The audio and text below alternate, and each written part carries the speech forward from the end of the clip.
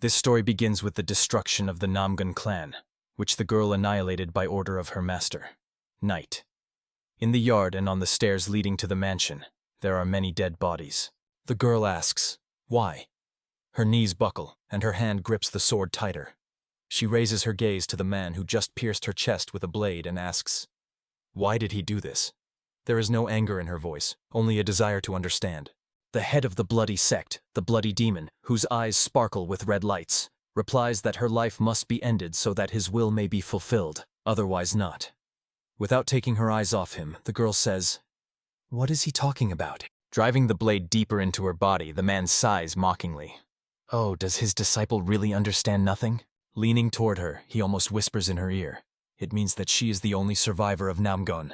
Pulling away from her, the bloody demon asks, does she know who lies beneath her feet? The girl shifts her gaze to the person he points to. The man answers his own question. It is her father. He pulls the blade from her body, and a trickle of blood flows from the corner of the girl's mouth, while splashes from the wound sprinkle everything around. Her eyes glaze over. Pushing the girl away, the man says that he even refused the position of clan head and wandered as a convoy commander, hoping to find her. The girl kneels, supporting herself with one hand on her sword and clutching the wound on her chest with the other. The man continues. When he told him that the girl was his daughter, he withdrew the inner energy he used for the attack. The head of the bloody sect mockingly asks, isn't that touching? A sorrowful moan escapes from his victim's lips. In the girl's mind, who does not take her eyes off the man, chaotic thoughts rush through. She thinks this is all quite strange. The head of the bloody cult treats human lives like flies, yet he raised her for quite a long time as his disciple. As if reading her thoughts, the man says that he raised her by his own power for this day.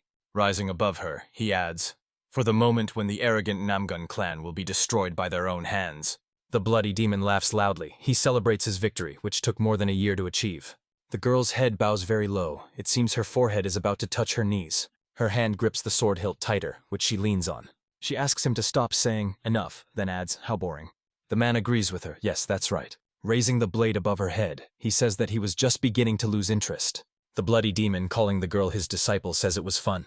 A fountain of blood shoots upward. Thoughts slowly fade in her head. So foolish. What did she hope for? Following someone who knows nothing but blood. Blood is all that remains. The young head of the bloody cult sect, the heaven-slaying sword, For Ilwa, this was the last thing left in her life. A drop of blood falls into a puddle. The girl slowly and reluctantly opens her eyes. She is lying in bed. She was awakened by the sun rays falling on her face. Looking at the window in the roof, behind which the sunlight is visible, the girl wonders, is she alive? She puts her feet on the floor and rubs her eyes with her fist, thinking, could someone really have saved her? She feels her body very light, as if she had not been wounded. Ilwa notices a basin of water on the table and leans down to examine her reflection. An exclamation of bewilderment escapes her lips. What is this? The girl is surprised that her face is too young. It dawns on her. This is herself in childhood, possibly around 10 years old. Listening to the noise behind the room doors, Ilwa decides that she is in a hotel. Cautiously, she slightly opens the door leaf. Approaching the railing, the girl sees below a hall where people are sitting at tables. Their voices reach her. Someone is being reproached for drinking so much at such an early hour. A man in a burgundy shirt asks his companion, have rumors reached him? Astonished, Ilwa hears him say that the Namgung clan has again increased the reward for whoever finds their lost child. The man's companion replies, well, they are really persistent. At the same time, he thinks, impossible. He did it with his own hands. But aloud he says, what are they hoping for? Trying to find a child who disappeared almost 8 years ago. The girl listens attentively to the conversation, afraid to even move. She thinks, 8 years? Since she was 5 years old, she was raised by the bloody demon. If what they say is true, she is now 13 years old. Meanwhile, the man at the table continues reasoning. The only clue they gave was the birthmark on the neck. He is sure it will not be easy. Ilhwa thinks, if the Namgung clan had fallen, these people would not be sitting so calmly. Is it possible that she returned to the past? Walking down the street, already dressed and armed, the girl reflects. She believes the bloody demon left this scar on her neck to hide the birthmark. It turns out his words about picking her up unconscious from a sword wound were lies. Looking at her palm, she thinks, she must have no memories of childhood because of his internal energy, which, as the bloody demon claimed, he placed in her to save her. No matter how hard she tries, she still cannot remember her childhood. One thing the girl knows for sure. She is from the Namgung clan. Looking at her small childhood palm, she reflects that perhaps it is the influence of some great martial art or sorcery. She does not know, but she was given a second chance. Now she has the opportunity not to become the bloody demon's toy, like last time. She must prevent him from consuming the central plains. Ilwa decisively clenches her palm into a fist. She makes the only right decision. The girl wants to return to the house she destroyed with her own hands. But first, then her gaze is attracted by sweets on sticks. Approaching the counter, Ilwa asks, "Is this tasty?" The merchant is surprised by such a question. Raknamken, the lair of the Black Cloud clan. Someone is knocking insistently on the door with a fist. A small window opens. The persistent guest advises the person on the other side of the gate to look down. Lowering his eyes, he asks, "Did she knock?" The man sees a girl devouring sweets on a stick. He orders her to leave. There's no place here for little kids. Ilwa insists, saying she has an appointment with their leader. The man irritably replies that she has lost her mind. Or maybe she wants to die. Does she really think the leader of the Black Cloud would meet with people like her just because they want to? Ilwa stretches out her hand and resorts to the power of inner energy. She thinks, so this is the level of power this body can produce. The gates shatter into splinters. Stumbling, the man says, "What the?" Several people rush to the gates. The man, scolding the girl, asks, "What is she doing?" Entering the yard, Ilhwa says that this place hasn't changed a bit. She thinks that in her past life she killed everyone. But now, belonging to the Namgung clan, there is no need for that. The cheek of the shouting man is burned by a strike. A needle, thrown by Ilhwa's accurate hand, scratches his face. She asks everyone present to try to understand her the first time. Blood flows from the wound on the man's cheek. Slightly to the side of his head, a needle sticks out of the board behind him. The girl orders to inform the clan leader that the young master from Huaru has returned. She tells the armed men, ready to attack her at any moment, that she is here to take what was spoken of. Ilhwa asks, "Where is the great rebirth pill?" She thinks that now she must follow the righteous path. But first, she needs to steal the great rebirth pill and expel the energy of the blood demon from herself. The martial arts of the blood cult sect are perfected through the abduction of blood and life force from various beings. Naturally, the internal energy of the practitioner becomes defiled. The girl thinks that she cannot return to the Namgun clan with such chi. She will be lucky if she stays alive, let alone be accepted back. Ilhwa walks through the courtyard. The murderous energy surrounding her is palpable even from a distance. Armed men cautiously avoid her. The Great Rebirth Pill is a miraculous pill that Shaolin secretly passed to the Huashan clan. That is what will help her. The girl thinks, if she had that pill, she could cleanse her internal energy. People, sensing her monstrous thirst for blood, dare not attack her. Stopping, Ilhwa remembers that in her past life she gave the pill to the blood demon, or as he is also called, the Blood Lord. This time everything must be different. She only needs to get it just like then. Before Ilhwa bows a young man in the traditional greeting, the lower part of his face hidden by a piece of cloth. He greets the young lady and asks her to follow him. He adds that the clan leader Black Cloud is expecting her. Ilhwa settles on a cushion in the middle of the red carpet path before the clan leader. On both sides of the path, on similar cushions, several men are seated. The girl states her name and greets the leader of the Black Cloud clan. The leader admits he did not expect the famous lady of Huaru to be so young. The girl replies that she cannot stop admiring his aura, overshadowing all possible rumors. The man notes that Lady Huaru is very polite and asks, so why is their lord so reckless? Ilkva's face darkens. She thinks that the bloody demon, having obtained the great pill of rebirth, has become their common enemy. So the man's anger is justified. But she, taking the blow upon herself, does not like it. Out of the corner of her eye, she studies the surroundings. The clan leader, 8 elders, and 150 fighters. But the girl is confident in her abilities, and the number of opponents does not embarrass her. She, remaining kneeling on the cushion and leaning on her hands, bows, almost touching her forehead to the floor. The girl apologizes for her lord's actions. She begs the clan leader to calm his anger. In response, she hears that he does not need empty words. Without raising her head, she promises. If he visits their estate, Huaru, she will do whatever he wishes. The man asks, who do they take him for? Ilkva, still not raising her head, answers. She believes that the head of the Black Cloud cannot be wrong in his decisions. Armed men have already gathered behind her. Raising her eyes to the clan leader, she says that many of his people will die. The man replies, just as she herself will pay with her life for the sins of their leader. From all sides, warriors armed with blades rush towards Ilkva. Her hand reaches for the sword hilt, located in the sheath attached to her belt. She accelerates so much that only her blurred silhouette is visible. The girl moves extremely fast from one opponent to another, leaving corpses behind her. Out of the corner of her eye, she notices a warrior rushing at her with a raised blade in his hands. She jumps high up, and the man's sword cuts through the empty air. Puzzled, he raises his eyes to the ceiling, trying to understand where she disappeared to, but Ilhwa is already appearing behind him. The bloodied sword in the girl's hands radiates a deadly aura. Ilhwa says that she gave them a chance. She again easily glides across the hall, leaving behind the dead bodies of opponents. A shout sounds, calling to kill the girl immediately. The clan leader looks confused. Watching how Ilhwa fights, he wonders, could it be that he lowered his guard because of her youth? The girl's leg, kicked up, hits the opponent's head. The clan leader thinks, no, it's not that.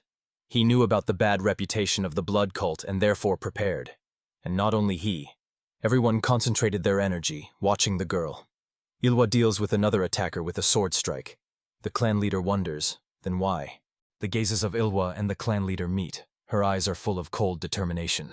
The man jumps up from his seat and shouts, "Stop!" Everyone freezes. The clan leader realizes that their guest is not so simple. She must have already reached the stage of Banrawandong, a state of supreme enlightenment, allowing the return of a young body through reincarnation. He asks the girl to put away her sword, then shouts, "Pill!" Kneeling before her, he says that they will give the great pill of rebirth to her. Ilhwa's hand squeezes a small red pouch. Standing surrounded by trees, the girl, hiding her loot in a secret pocket, thinks, he decided faster than in the previous life. It would have been better to give it right away. After all, she tried to be polite. Sitting on a tree branch, she thinks, I wonder if there is a place here where she can calm her chi. Pushing off the branch with her feet, she rushes forward. Ilhwa swiftly moves through the air. Some movement behind her catches her attention. The girl realizes that she is being followed. She quickly descends to the ground.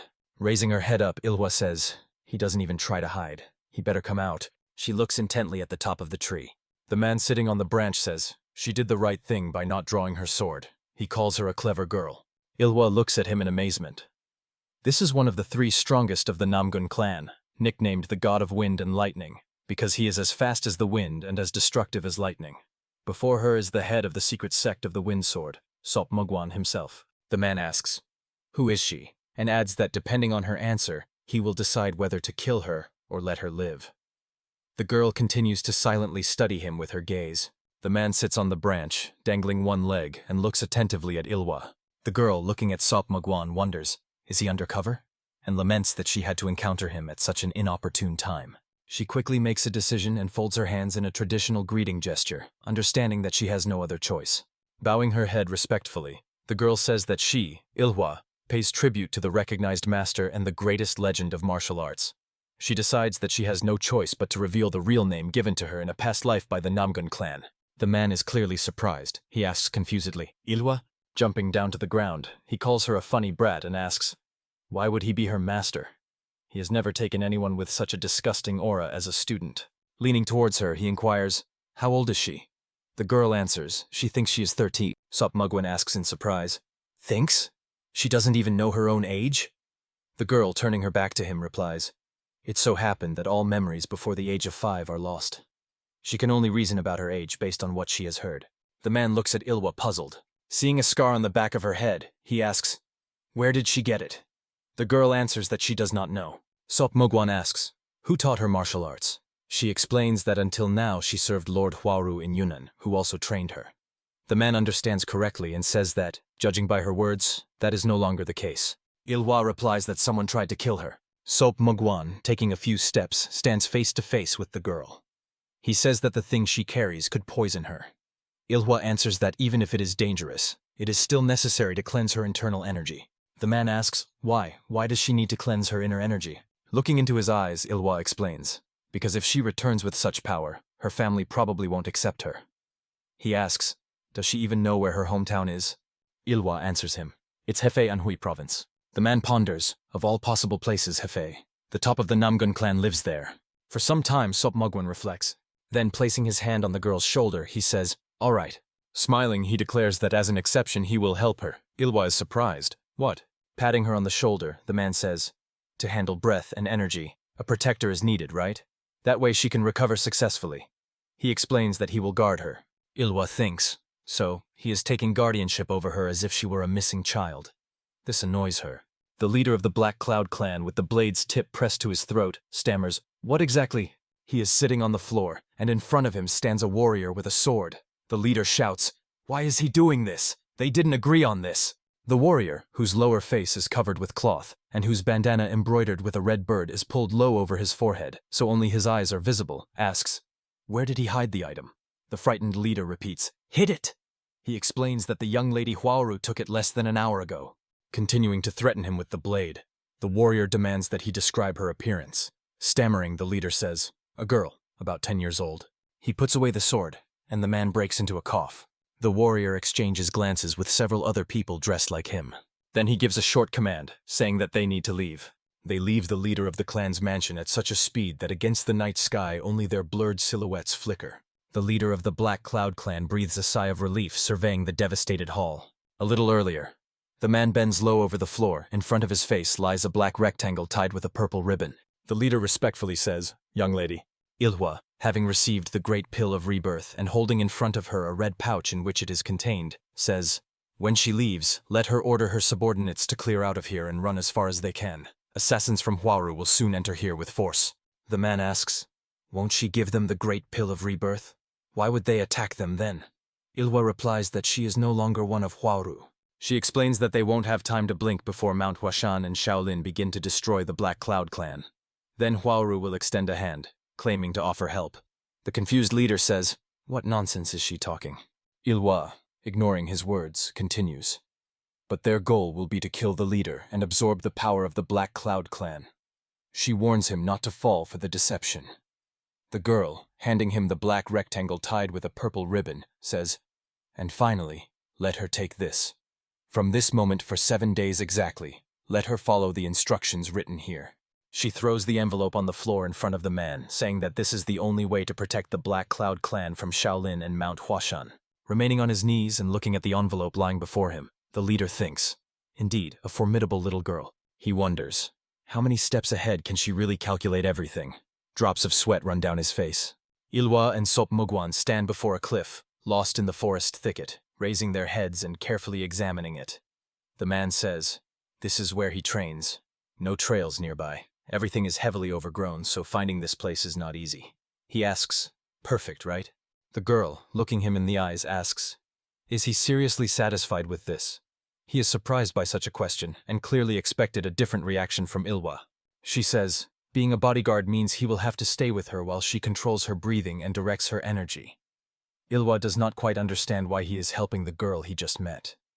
She thinks she has no solid proof that she is the granddaughter of the Namgung clan leader, but the man is still very courteous. Sop Mugwan, raising his index finger, replies that he has his own reasons. How to say, pointing the finger at her, he admits that he completely despises people who carry a dirty aura like hers. The man, folding his hands in a prayer gesture, palm to palm, says, and since she strives to cleanse it, he finds that quite commendable. And, knowing her desire to return home, he even feels sorry for her. He asks her not to burden her mind with unnecessary thoughts. What matters now is that she will be reborn. Ilhwa, looking him in the eyes, thanks him, then adds for finding this place and bringing her here. For everything. A radiant smile appears on the man's face. He tries to pat her on the head, but Ilhwa dodges. Sop Mugwan says she shouldn't die. If it comes to that, maybe he can help her. She replies that she can manage on her own. Sop Mugwan says, yes, that's what he thought. Folding his arms across his chest, the man says that although she looks like a 13-year-old girl, there is not a hint of sweetness in her. If she is going to be reborn, she should do something about her rough manner of speaking. He adds, she will soon meet her parents, and if the long-awaited child speaks so coldly, it will break their hearts. The girl thinks that it will indeed seem strange. Well then, Ilkva, moving away from him, says, all right, she understood everything. He asks, does she have a favorite food? She answers, Tangaloo. The man, smiling, says, it turns out there is something childlike in her. When she disappears from his sight, he adds that he hopes, if they live long enough, they will meet again. Ilkva, sitting in the cave, examines the great pill of rebirth. Then she decisively throws it into her mouth. Ilkva sits in the lotus position, immersed in meditation. She feels the inner energy surging like the sea. If the energy of the blood is compared to a stream, then pure energy is comparable to an ocean. She commands herself to concentrate. Even the best medicine at the wrong time can become poison. If she fails to remove the blood energy, or there is a disruption in the circulation of internal energy, a chi deviation may occur.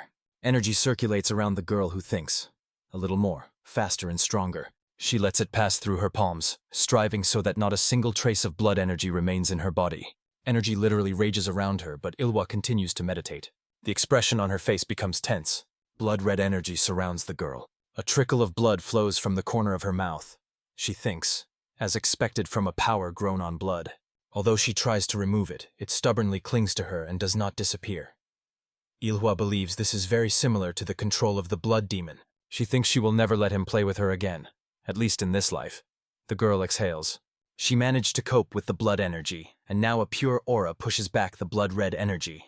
Mentally, she addresses the blood demon, saying she will not allow his plans to come true.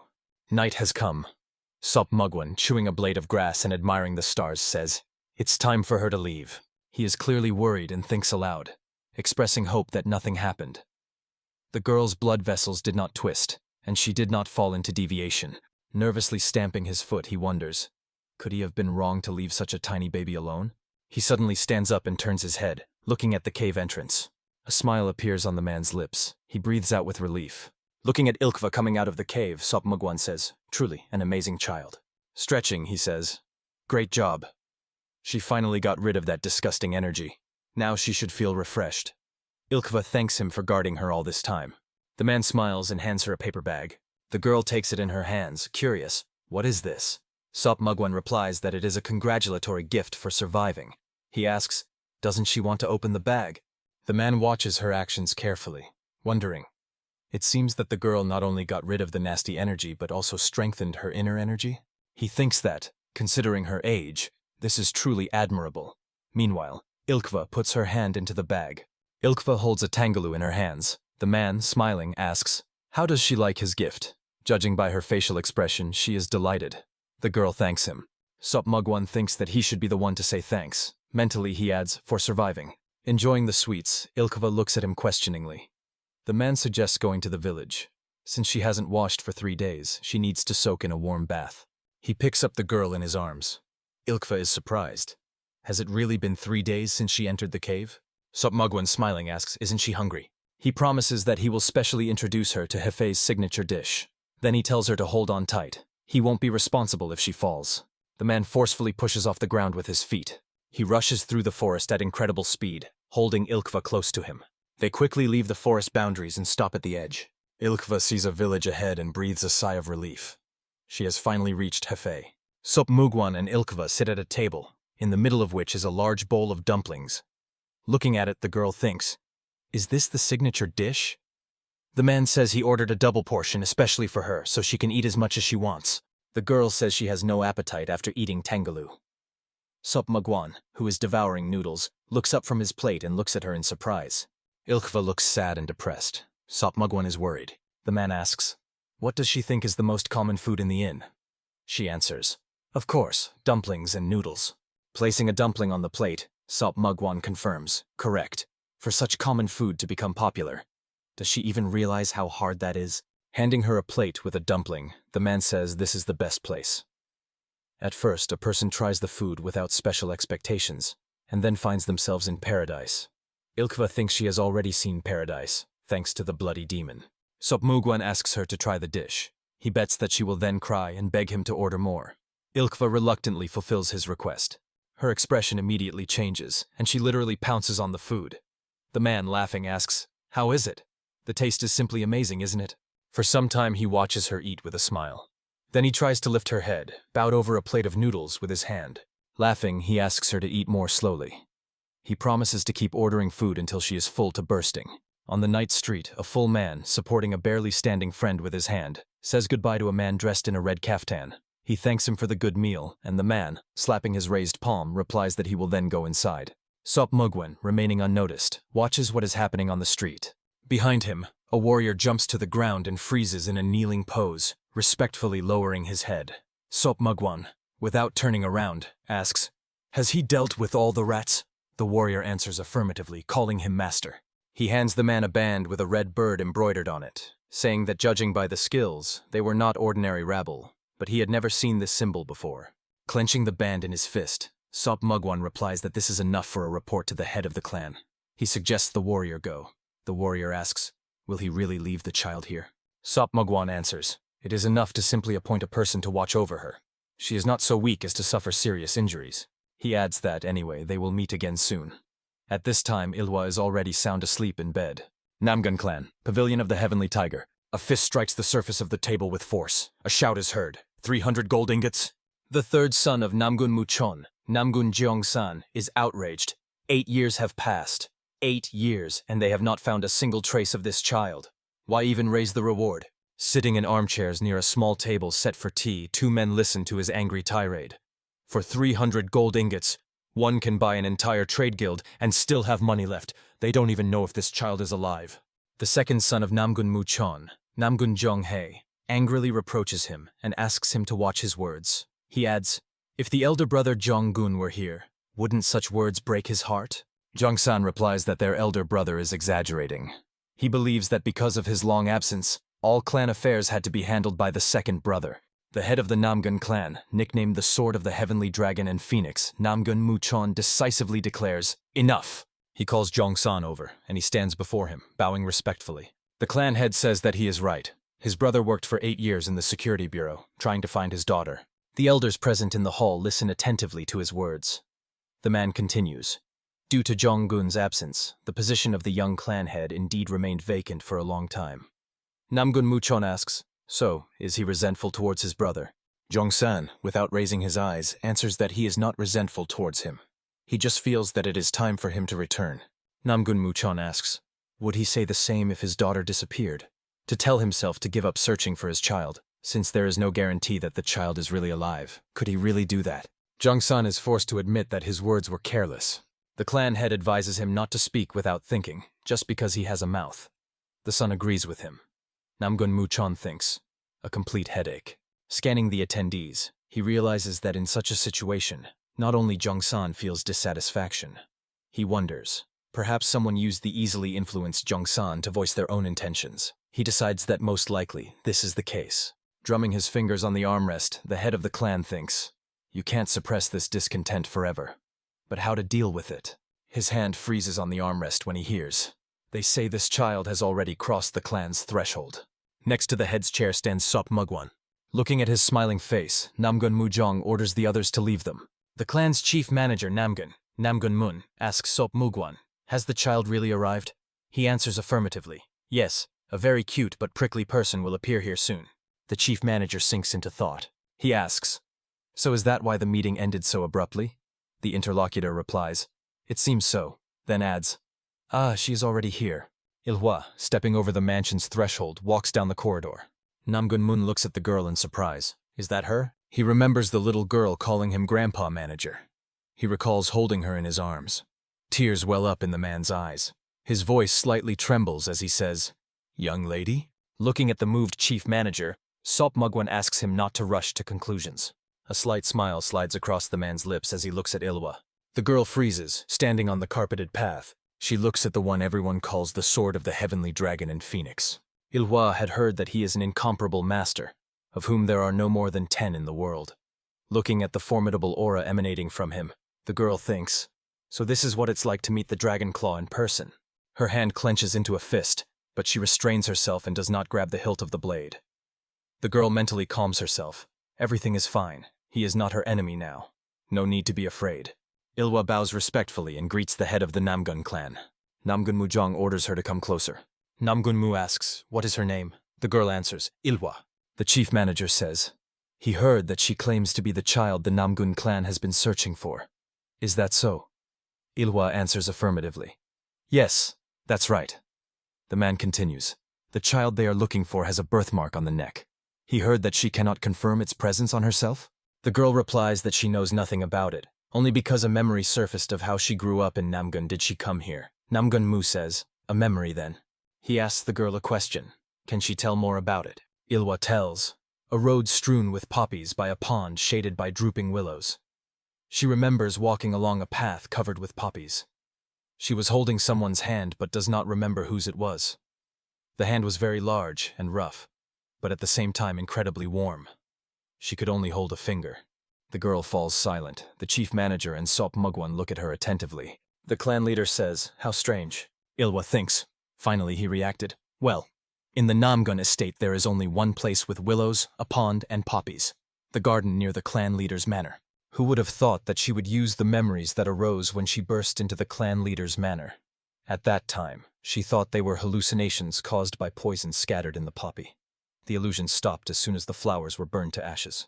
Looking at Namgung Muchon sitting in a chair on the dais, the girl says that she lost all memories before the age of 5, so this is all she has. Is that enough?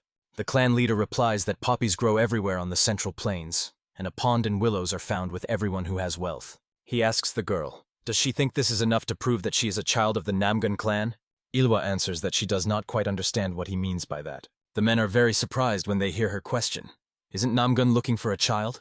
Ilwa asks, then why should she have to prove anything? Sop Mugwan grabs his head, and sweat rolls down the face of the chief city manager as she states, she thought they would find a way to confirm her identity as soon as she came here. The girl asks, was she wrong? The clan leader's face darkens. Sop Mugwan pulls the girl back and tells Namgung Muchon that the child did not mean that. The lips of the clan head stretch into a smile. Looking at Ilwa standing confused before him, he begins to laugh. Continuing to laugh, he admits that she is absolutely right. He says, the way to prove that she is a Namgung child lies here, in Namgung. However, this cannot be done immediately. The chief manager and Sop Mugwan breathe a sigh of relief. The clan head explains, to verify her identity, they need to wait a few days. He asks, does she agree? Ilwa, smiling, answers, yes, of course. From the mansion comes the voice of Namgung Muchon, giving the order to prepare the room where the child will stay for the next few days. The Heavenly Guest House, a place intended only for important guests. Almost a year has passed since the last guest stayed in this house. And now a guest has come, for whom the clan had ordered this house to be opened, and this guest turned out to be a child. The head of the outer hall of the Namgung clan, Namgung Yon, walks behind Ilwa, who thinks she could look around herself. The man recalls the words of the chief manager, who forbade him to ask who this guest was or why he came to Namgung. He must not dig into this person's background under any circumstances. But he could never have imagined that this guest would be a child. Walking behind the girl, he says that although they have not had guests for a long time, they cleaned 5 times a day and changed the bed linen daily. If she needs anything, she should inform the servants. Ilwa listens as he tells her that the heavenly guest house is guarded by warriors of the inner hall, so she does not need to worry about security. He heard that she has not eaten yet? The girl immediately brightens at these words. The man says that she must be hungry. He asks, should he prepare food? Ilwa looks back at him and briefly answers, yes. The table is covered with all kinds of delicacies. The girl reaches for the dolma with chopsticks. Sticking the chopsticks into it, she leans over the dish, trying to understand how to eat it. The maid standing nearby asks kindly, can she help the lady? The girl answers, yes, she can. The maid takes the chopsticks and, touching the leafy triangles, explains that these are steamed bamboo leaves. She unfolds the leaves and shows the filling, saying that they give the dish the aroma of bamboo and help preserve the flavor. Only the best dishes are prepared in Namgung for honored guests, and the guest of the heavenly guest house, of course, is a priority. Ilwa says, correct. The maid, realizing, says, is she talking too much? And asks Ilwa to enjoy the meal. The girl thanks her and reaches for the dish with chopsticks. Looking at her, the maid wonders, how could such a charming child come here? She asks aloud, does she like it? Ilwa, with a full mouth, barely says, yes, thinking to herself, delicious. Lying on the bed and looking at the ceiling, Ilwa wonders, it seems she ate too much? She turns her head and looks around the space surrounding her. Lying on the bed in a luxuriously decorated room, Ilwa thinks, finally, she has arrived in Namgung. Every place and every person in Namgung looks just as she remembers, but somehow feels different, especially Namgung Moon and Namgung Jongsan. Ilwa sinks into memories. With a sword in her hands, the girl stands before the wounded chief manager. She says she will ask once more, where is the secret Namgung technique? Looking at her with hatred, he replies that even if she tears off all his limbs, he will never betray Namgung. She might as well just kill him. Clenching the blade in her hand, she rushes at him. The man says, even if he has to go to hell, he will take revenge. Bringing her face close to his, she whispers, all right, they will see what he says after she tears off all his limbs. She carries out her threat. The severed hand of the man flies aside. Blood splashes dye everything around red. Wielding the blade, Ilwa thinks, what a useless resistance. She believes it is all over and does not understand why these people still resist. 13-year-old Ilwa lies on the bed next to her sword. She wonders, why does she feel so unwell? Because she stands before them and talks as if nothing happened.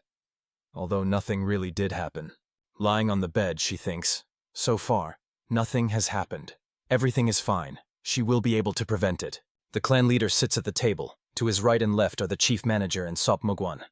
Namgung Mujong clarifies, does he mean that this child is involved in the affairs of Huashan and Shaolin? Sop Mugwan says, yes. Earlier they were informed that Huashan and Shaolin seemed to be secretly trading the Great Rebirth pill. Everything turned out to be more complicated than they had assumed. Supporting his head with his hand, he adds, "The Black Cloud Sect does not pose a threat. This little girl single-handedly ruined their operation, so she knows a lot." Sop Mugwan says, "The real problem is how they defeated the Huashan elite and stole the Great Rebirth pill. The Black Cloud Sect lacked the strength, so probably someone from outside intervened." He calls out to the clan leader, who is lost in gloomy thoughts. Sop Mugwan waves his hand to attract his attention and asks, "Is he listening to him?" The chief manager, like Sop Mugwan, realizes, from just one report the clan leader has already understood something. A powerful force controls Yunnan and Hefei, so they need to be careful. But if it concerns the leader, he will definitely find a solution. Namgung Mujong says, he remembers people said that this child resembled him from birth. He continues, "Back then he could not understand how this tiny creature resembled him, but now that she has grown up, he understands." His interlocutors are amazed. They thought he was lost in thought about something completely different. The chief manager reminds him that, honestly, she is not quite grown up yet. Sop Mugwan asks, "Isn't it too early to claim that she is his granddaughter?" He admits. Actually, he feels it was wrong to give her the heavenly guest house. Raising his cup, the clan leader replies that even a shared cup of water can create a bond for life. He asks his interlocutors, how could he not recognize someone in whom his blood flows? The chief manager says, "Huh? Then..." Namgung Mujong, ignoring him, adds, "It is wrong to say that the heavenly guest house is over the top. Rather, it is even too little." Placing the cup on the table, he asks Sop Mugwan, "Has he already been to that place called Huauru?" The man answers, "After dealing with the pursuers, he sent subordinates to Unan. They should return soon." The clan leader wonders, could this child have a hidden motive? Sop Mugwan says, "It's hard to say. He wants to believe that she is innocent." The child who was the young mistress of the mysterious Huaru group. Even if Namgun blood really flows in her, there is no way to know if her heart is loyal to Namgun. Sop Mugwan thinks, who knows if her desire to return home was sincere. He says that giving up the energy she has accumulated until now is not an easy decision. Honestly, if he were in her place, he wouldn't even think about it. Sop Mugwan adds, "She gave up that power and chose Namgun. Could she really have other motives?" His fist slams down on the table with force. The chief manager asks, "Did he get attached to her during their journey together?" The man objects, "Attached? No, that's not the case." Namgun Mu insists, "But it seems he likes her." The manager turns to the clan leader saying, "If he still can't believe this child, why not ask her directly about what happened in Huashan?" For the clan leader, sharing a meal with a guest of the heavenly guest house is a common thing, so this is a good opportunity. After that, he can decide whether to trust her or not. Sop Mugwan says, he just feels that they can trust her. Namgun Mujong thinks for a few moments, then laughs and says, "A meal with the granddaughter." He admits he's looking forward to it. Ilwa sits on the floor in the lotus position. Her eyes are closed. She is immersed in meditation. She felt this already in the cave, but her current chi is very different from the demonic energy of blood. Pure energy circulates throughout the body, refreshing every meridian. Now it is on a completely different level compared to the wild chi that craved blood. Now it is much easier to control. In her past life, she almost reached the stage of enlightenment, so in this life she can do it faster. She tells herself that she must do it.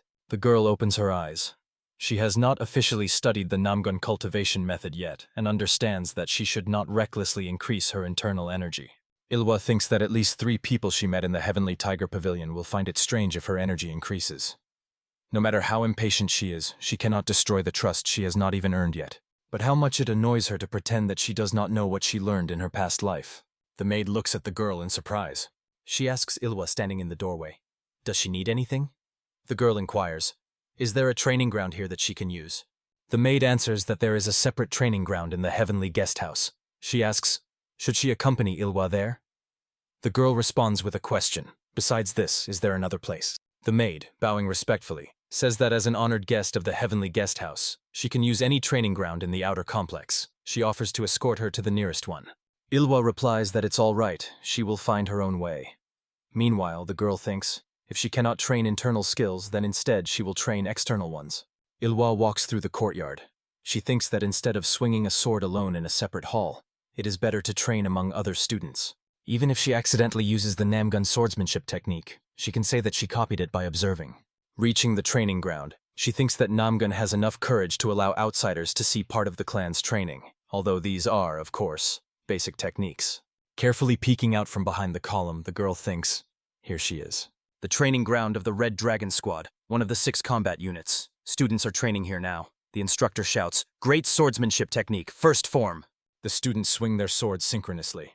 Ilwa, standing aside, watches their actions.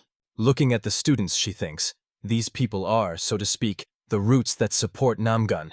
They will become the starting point for strengthening Namgun. In the clean, energetic movements, traces of endless training are visible. But this is not swordsmanship. Ilhua continues to analyze the students' actions. Simple, energetic movements, not the art of swordsmanship. Have they never fought in a real battle? If they went to the battlefield, they would most likely die before they could use their sword forms. The girl sighs sadly. She thinks, it seems they have a long way ahead. She decides to just train and steps toward the stand where training swords are placed. She is stopped by a stern shout. "Hey, where do you think you're reaching with your hands?" The young man standing before her says that there is nothing here for little children to play with. Holding a wooden sword in her hand, Ilkva asks, "Aren't there other children training here?" The young man, calling her baby, says they are different from her. He adds, and they are properly trained. And she, looking at Ilkva, he asks, she still hasn't passed the warrior's exam, right? It seems she is just an ordinary servant. You can't sneak into such a place secretly to learn something. Snatching the sword from her hands, he explains that there are not just one or two people like her. The sword is an art. Simply copying, she will learn nothing. He tells the girl, looking sadly at her empty hands, not to stand here uselessly, or she might get a splinter from the wooden sword. Better for her to go and do some cleaning. Ilkva turns to the stand and takes the sword. The young man standing behind her exclaims, "Oh, you!" He demands that she give up the sword and tries to take it from him, but the girl easily dodges his hand. For some time he unsuccessfully repeats his attempts, but Ilkva does not allow him to take the sword.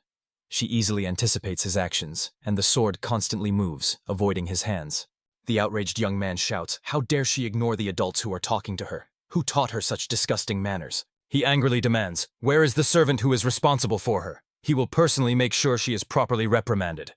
The girl's aura darkens. She exhales, irritating. The young man standing with clenched fists before her notices something wrong. He asks, "Hey, what is that sparkling look?" He insults her, and the girl jumps over him, kicking him in the back. He looks up in amazement, not understanding what happened. The blow from Ilkva knocks him off his feet, and he falls face down to the ground. The young man sees how the girl picks up the sword from the ground, which he dropped while falling. Returning the second sword to the stand, Ilkva says, she just thought that this wooden sword would be better, that's all. The students watching them start laughing. Calling the young man captain, they remind him that he threatened to discipline this little one. So why is he the one lying on the ground? Did he trip over his own foot? The offended young man shouts for Ilkva to stop immediately. The girl looks back at him. Rising, the captain says, it seems words definitely won't solve this. He takes a sword from the stand, saying he doesn't know what she just used. The enraged captain threatens that today he will teach her to respect her elders. Ilkva is not intimidated by his threats, she thinks. All right. Watching the young man rush into attack, intending to teach her a lesson, she decides to play with him a little. Swinging the blade, the captain threatens to teach the girl to respect her elders. Ilkva calmly waits for his approach. She, bending down, easily slips under his hands, gripping the sword. The girl strikes his knee with the wooden blade and continues the movement, ending up behind his back. She immediately turns to face the opponent and swings the blade again. The girl swiftly attacks the confused and clumsy captain. Cursing, he tries to defend himself, raising the blade above his head. Ilwa disarms the opponent with one strike, knocking the training sword out of his hands. After flipping several times in the air, the wooden sword sticks into the ground where the young man, who barely managed to jump back, was just standing. He loses his balance and falls to the ground. Ilwa freezes, gripping the sword in her hand. The young man sits on the ground, and between them, the wooden blade sticks out of the earth. The students exchange surprised whispers. How is this possible? Isn't this a one-sided beating? This can't even be called a duel. Throwing the training sword over her shoulder, Ilwa asks, will they continue? The captain grabs his sword but still remains seated on the ground. The girl says, if anything, she doesn't mind. But this time, he shouldn't underestimate her and should give it his all. Ashamed and upset, the captain stands up, gripping the sword in his hands. There is shame and bewilderment in his eyes. He still doesn't understand how this could have happened. Looking at Ilwa standing before him, he says, very well. Taking a fighting stance, the young man promises that this time he will be serious. The girl thinks, finally his gaze has changed. She knows that Namgun is strong, but truly strong are only the chief and a few masters. Not all warriors of the clan are strong, and that means that the name Namgun protects them. Unable to fight, they cannot help but grow complacent. Crossing blades with the captain, the girl thinks that hardened complacency dulls both the sword and the heart. Fighting, she admits to herself that she is somewhat interested.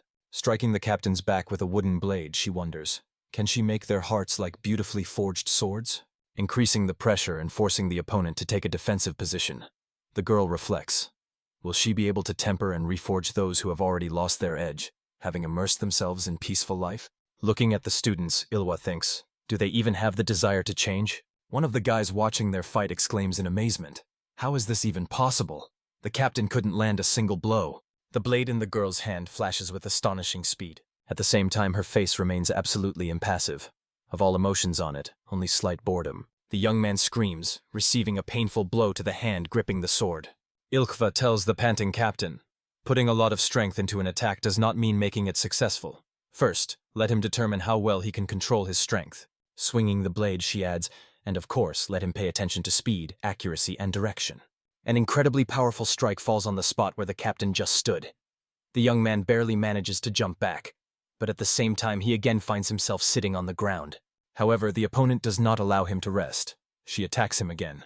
The young man manages to jump to his feet and place his sword under the opponent's blade, falling on him. Ilkva says, when he uses too much strength, his body tenses, and when the body is tense, he cannot direct the sword where he wants. And one more thing, the captain barely withstands the girl's onslaught. She strikes him on the leg just above the ankle. The girl soars into the air, holding the sword in front of her, forcing the young man to lean back. A powerful blow throws the captain far backward. At the place of his fall, a thick cloud of dust rises. When the dust settles, the young man is seen kneeling, with his head bowed low, leaning on his sword. In front of him are furrows in the ground left by his feet and weapon. Ilhwa slowly approaches him, saying that he lacks strength in the lower part of his body, which disrupts his balance. That is why he constantly falls backward. The tip of the blunt wooden sword touches the captain's throat. Ilhwa says, the earth does not tremble while she firmly stands on it. The girl lowers the sword and looks at the kneeling opponent. She wonders, did he understand her words or not? Ilhwa turns away from the captain, saying that she is leaving since training here seems problematic. The confused young man respectfully watches her leave. Watching her walk as the students part before her, he says in bewilderment, who is this girl? The displeased Ilhwa walks across the yard, thinking that in the end she attracted a lot of attention she does not need right now. Had she known it would turn out this way, she would have used the training ground of the heavenly guest house. She believes that her advice should be enough for them. It only depends on them whether they become people worthy of Namgung. Looking at her palm, the girl wonders, could it be that she also cannot control her power? Continuing to walk, she reflects. If you think about it, she has not been able to rest properly since her return. She laments that this young body is so fragile. The girl decides that today she needs to return to the heavenly guest house. Ilhwa, lost in thought and noticing nothing around her, suddenly bumps into a man standing in her way. Mentally, she curses. Ilhwa presses her forehead against the man's chest, who cautiously holds her by the forearms. She raises her head and hears a voice, "Hey, baby!" Sop Mugwan asks her, what happened? He adds that she looks so-so. Pulling away, Ilhwa replies that she is fine, just a little dizzy. She screams when the man rudely grabs her. Holding the girl under his arm, he purposefully strides forward. She demands to be put down. Sop Mugwan grumbles. She's fine, yeah. If it hurts, you need to understand why it hurts. Ilhwa asks, where are they going? Smiling, the man replies that she needs a professional examination. Entering the room, he sets the girl on her feet and holding her by the hand, says that he has brought a patient. Letting go of Ilhwa, he says, what, left again? He asked her to stay on duty as required. He asks the girl to wait a little, and she agrees. Looking at the pills lying on the table where the apothecary scales stand, Ilhwa thinks, Namgung is Namgung. The quality of the medicines is simply excellent. The skills of the head of the medical hall also seem to be outstanding. Continuing to study the medicines, the girl reflects that in her past life, she seems to have never met the head of the medical hall. She wonders, did she abandon Namgung and leave when the clan fell? Sometimes the head of the medical hall does not belong to the clan itself, so Ilkvu is not surprised by this. If they are not related by blood, then the head has no reason to stay in Namgung. Footsteps are heard. The woman who entered exclaims, oh my god, who is this lovely lady they have here? Ilkva looks around confusedly and studies her with his gaze. The woman, continuing to smile, adds, just look at those round little eyes. Leaning towards Ilkve, the woman asks, who is she? She looks unfamiliar. Looking into the wide-open eyes of the girl, she continues to be touched. What is it? She says that Ilkwa looks like a little kitten. The girl clenches her teeth tighter. What the hell? Why is this woman here? A mercenary who liked to kill cruelly using poison. Poisonous Luna, head of the medical hall of the blood cult. Sop Mugwan, scratching his head, says that she is talking nonsense again. The woman says that she was curious about what brought the girl here, but it seems she herself does not know. She adds, "What a pity," and then asks Ilkva to give her his hand. The girl recoils from her in fear. Ilwa, stepping back, hits the woman on the hand she reached out to her with. Confusion appears on the face of Poisonous Moon. The girl says that she should not touch her. Sop Mugwan explains to her. It is necessary to feel her pulse to understand what is wrong. Ilwa assures that she is not sick and does not need to have her pulse checked. The girl recalls that before this woman fell under the power of the bloody demon, she does not know where she was or what she was doing, but one must be careful with her. The bloody demon does not forgive betrayal. If Poisonous Moon is his spy, then she will definitely try to kill her. Meanwhile, the woman, folding her arms on her chest, asks, "What should be done?" The man kneels on one knee before the girl and, looking into her eyes, apologizes for bringing her here without asking for her consent. He tries to persuade her to get checked anyway. He jokingly adds, "Although you wouldn't say so, this lady is quite skilled." The woman standing behind him laughs, covering her mouth with her palm. She says that his tongue won't fall off if he calls her older sister. Sop Mugwan continues to persuade Ilwa. He knows she is incredibly stubborn, but one cannot be sure of everything. She hasn't eaten or rested properly for several days. He promises, if the girl allows her pulse to be checked, he will buy her as many tangaloo as she wishes. But Ilwa's face shows that she will not give in to any persuasion. But the girl understands that she has no reason to refuse yet. What could she say? That she was afraid of a simple pulse check? Looking into the man's eyes, she sees that it will not work. She understands that everything will be fine. Sop Mugwan is here, so Poisonous Moon will not be able to do anything. Ilwa exhales. All right. Together with the woman, they sit on the mat, and the girl extends her hand to her. She asks her not to worry, and promises that she will do everything quickly. The man kneels on the floor nearby. The woman measures Ilkva's pulse. The girl feels the effect of her inner energy, which she pours into her body. Smiling, Poisonous Moon says, "A strange feeling, isn't it?" She asks the girl to endure a little longer. Ilkva, with a lightning-fast movement, throws his hand forward and grabs the woman by the throat. Sop Mugwan rushes to them. The girl squeezes the throat of the horsewoman more tightly. Aura of Ilkva turns blood red. The man's palm descends onto her outstretched arm. He asks to release the head of the medical hall. The girl says that she wanted to kill her. She introduced her chi. The man explains that this is a usual pulse check, the Cho-Ren method, which uses one's own chi to check the meridians. Ilkva looks at him distrustfully, but still does not lower her hand. Then she still lets go of the woman, on whose neck traces of her fingers remain. The Poisonous Moon, laughing, says that this little girl has sharp claws. Looking at the girl, Sop Mugwan thinks, the head of the medical hall should have started the chi movement, and Ilwa immediately reached out her hand. Her intention to kill was stronger than that of a seasoned assassin. Without taking his eyes off the girl, he continues to think. As soon as she wants to kill, there will be no mercy. As if she had already killed many people before.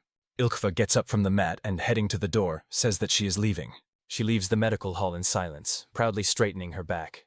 Rubbing her throat with her hand, the woman asks, "Where did he pick up this homeless kitty?" The man answers vaguely, "Who knows?" He is also seeing such a person for the first time. Sop Mugwan asks, "What did she feel when she checked the girl's pulse? Is she okay?" The head of the medical hall answers, "Doesn't he see for himself how energetic she is?" She adds that everything happened too quickly, and she couldn't check her condition properly. She can't say for sure, but the woman says, it seems to her that the girl recently ate something. The man looks at her in amazement. Then he says, apparently, she is not wasting her time here after all. Poisonous Moon laughs. What's with him? He knows that she used to be responsible for the health of the Son of Heaven. Sop Mugwan objects. She was just an assistant. The woman replies that it's the same thing. She asks the man to bring the girl again sometime. She must properly check her health. Sop Mugwan asks, why? The head of the medical hall answers, it seems to her that the girl is like a bomb that is about to explode. Two women sit at a table in a dimly lit room at a small table. Poisonous Moon holds a long mouthpiece in her hands. Adult Ilwa says, she heard that the girl killed the other members of the blood cult. Bringing the mouthpiece to her lips, Poisonous Moon asks, did she come to scold her? Exhaling smoke from her mouth, the woman adds that she seems to have already told her about this little hobby of hers. She asks, this won't be a problem, right? Poisonous Moon asks her interlocutor, didn't the bloody demon tell anything? The girl answers, only that she is one of the 12 moons. The interlocutor says, right. She is one of the 12 moons who swore allegiance to the bloody demon. She explains that although her martial arts are inferior to the 6th Blood Master, She was given a secret combat technique of the poisonous clan, sealed with the blood of their lord, the bloody demon. Does she really deserve a reprimand for killing some nobody? Ilhwa lowers her gaze and answers that it just came to her mind. The girl says, she heard that Poisonous Moon was once a member of the Righteous clan, but she finds it hard to believe. The woman asks, is that a compliment? Ilhwa wonders why she ultimately joined their cult. The woman reluctantly begins to speak. Well, then, smiling slyly, she says, because she wants to kill someone. Ilhwa, sitting by a small pond fenced with railings, wonders, whom did the Poisonous Moon so desperately want to kill? She thinks that back then she was not interested, so she did not ask. If she had known she would meet this woman again, she would have found out everything. A voice is heard. It seems she is lost in her thoughts. The girl turns her head to the person who approached her. The head of the Namgung clan asks, is something bothering her, and she cannot talk about it. Ilhwa rises and bows her head in a traditional respectful bow. She greets the great head of the clan. The girl explains that she was simply immersed in admiring the beautiful garden. Namgung Mujong replies that he is glad to hear that. He adds that he has already been informed about what happened. The girl silently looks at him, waiting for him to say more.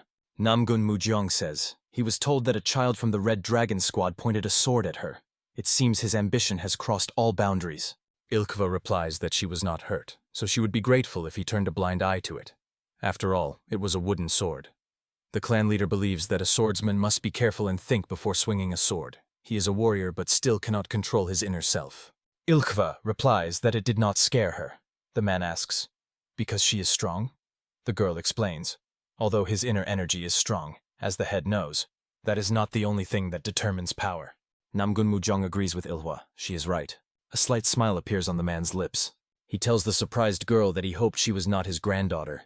Clasping his hands behind his back, he adds that she does not look like a child, because an ordinary child is not capable of radiating such a thirst for murder.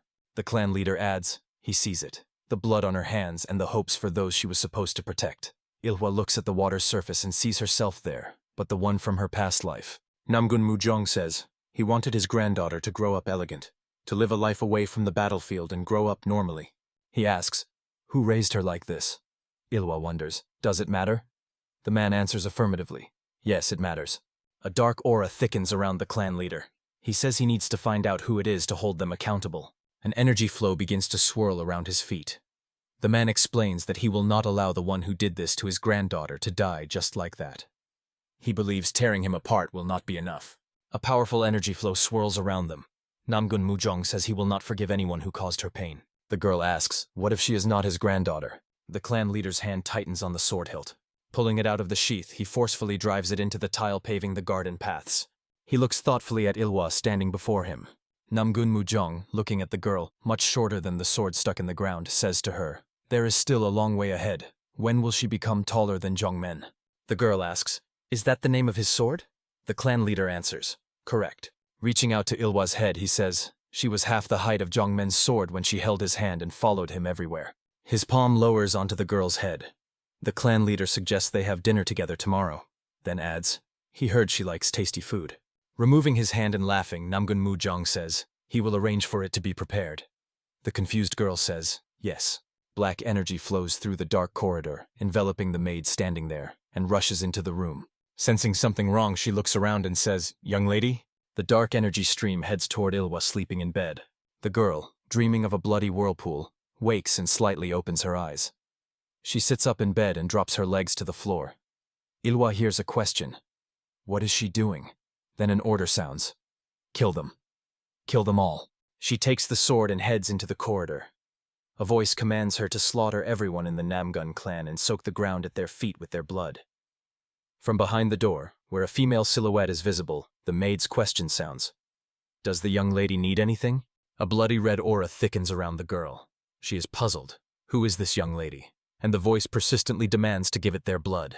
Sop Mugwen, sitting at the table with the clan head and the chief manager, addressing Namgung Mu-chan, asks, will he die if he speaks more softly? He asks the question. Tearing a person to pieces, isn't that enough? At least in the presence of a child, he wouldn't talk about such things. Namgung Moon asks him to stop. Sop Mugwan wonders. Why did he even bring this up? He wasn't trying to boast about how strong he is. The clan head, shielding himself from the men with an unfurled scroll, pretends to be engrossed in reading and hears nothing. Namgun Muchon slightly lowers the scroll and, looking over it, says, he just wanted to calm his granddaughter because she seemed worried. Sop Mugwan continues to protest. Calm her? He'd be lucky if he didn't scare her. The chief manager objects. Isn't that better than his behavior? He watches her every step and sucks up to her? Sop Mugwan asks, what else could he do? He couldn't pretend he didn't see anything. The clan head flinches and becomes alert. The chief manager asks, what was that? Namgun Muchon, sensing the presence of black energy, says, an ominous smell. He adds that he smells blood. The aura around him darkens and thickens. The sound of hurried footsteps is heard. A maid standing in the corridor, clutching a blood-stained piece of cloth to her chest, bows before the clan head, the chief manager, and Sop Mugwan. She greets them. Worried Namgun Mujon asks, whose blood is this? Tears flow down the maid's cheeks. Without raising her head, she stammers an apology and explains that this is the blood of an honored guest. The clan leader kneels before Ilwa, who is sitting on the floor. Her left hand is bandaged. Without raising her eyes, the girl replies. She couldn't sleep, so she decided to practice and accidentally hurt herself. It's not serious. Ilwa asks to be forgiven for making them worry.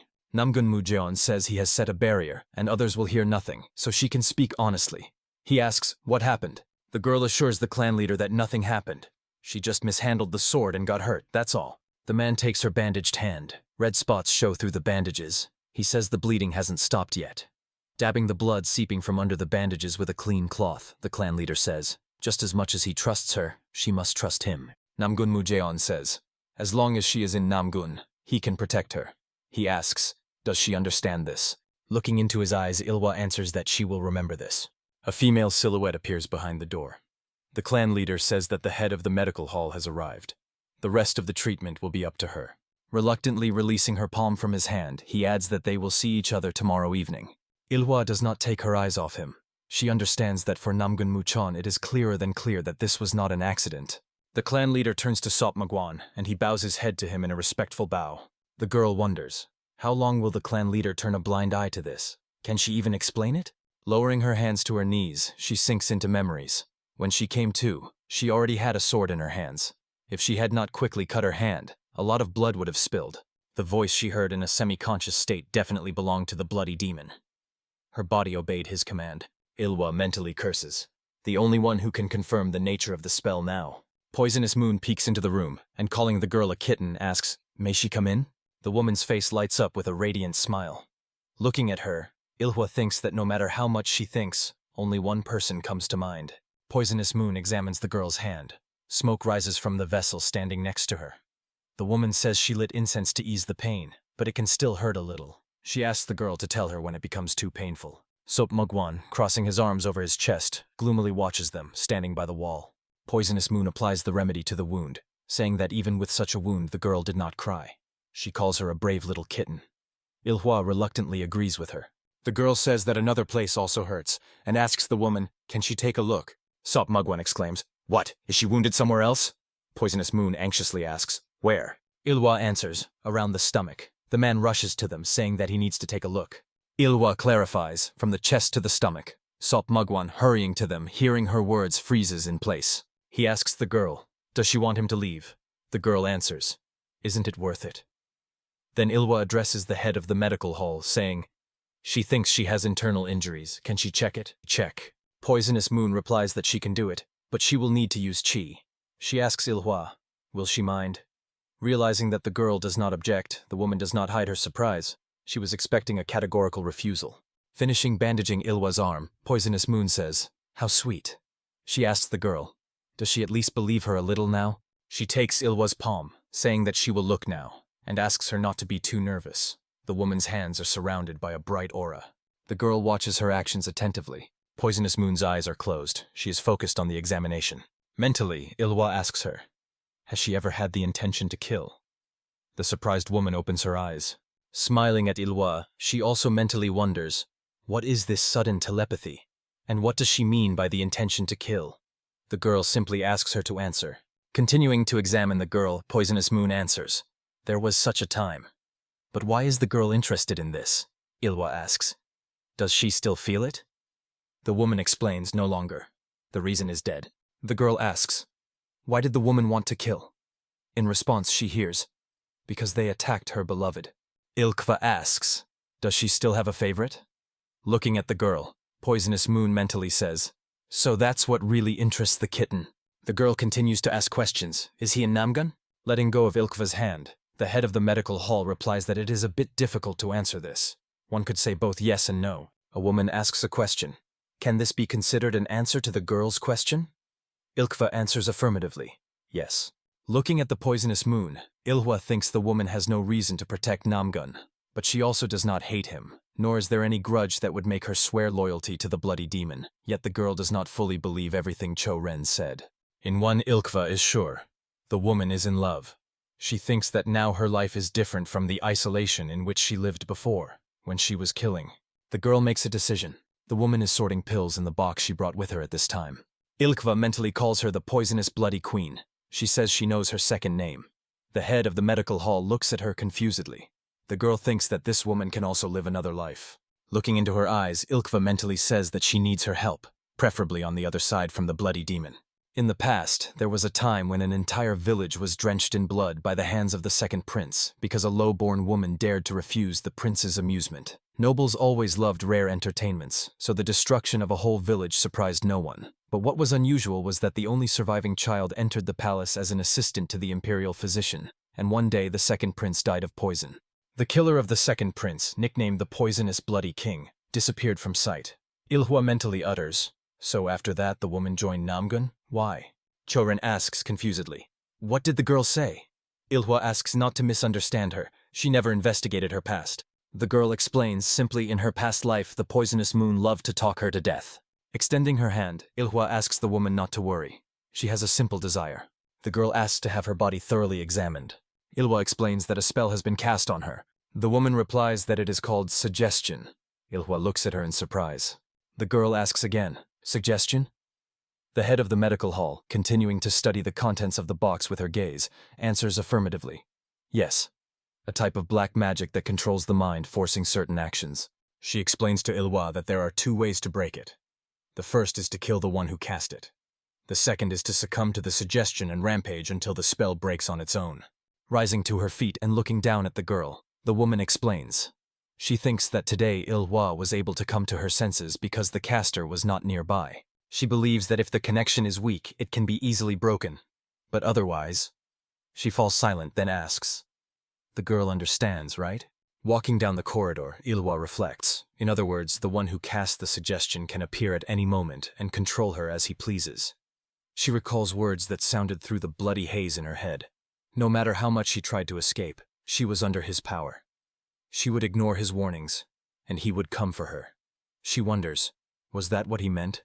The girl asks Cho-ren, now she only calls the head of the medical hall that, because she hopes that she will never become the Poisonous Moon, to find another way to overcome the suggestion. But if she just waits, it might become too late.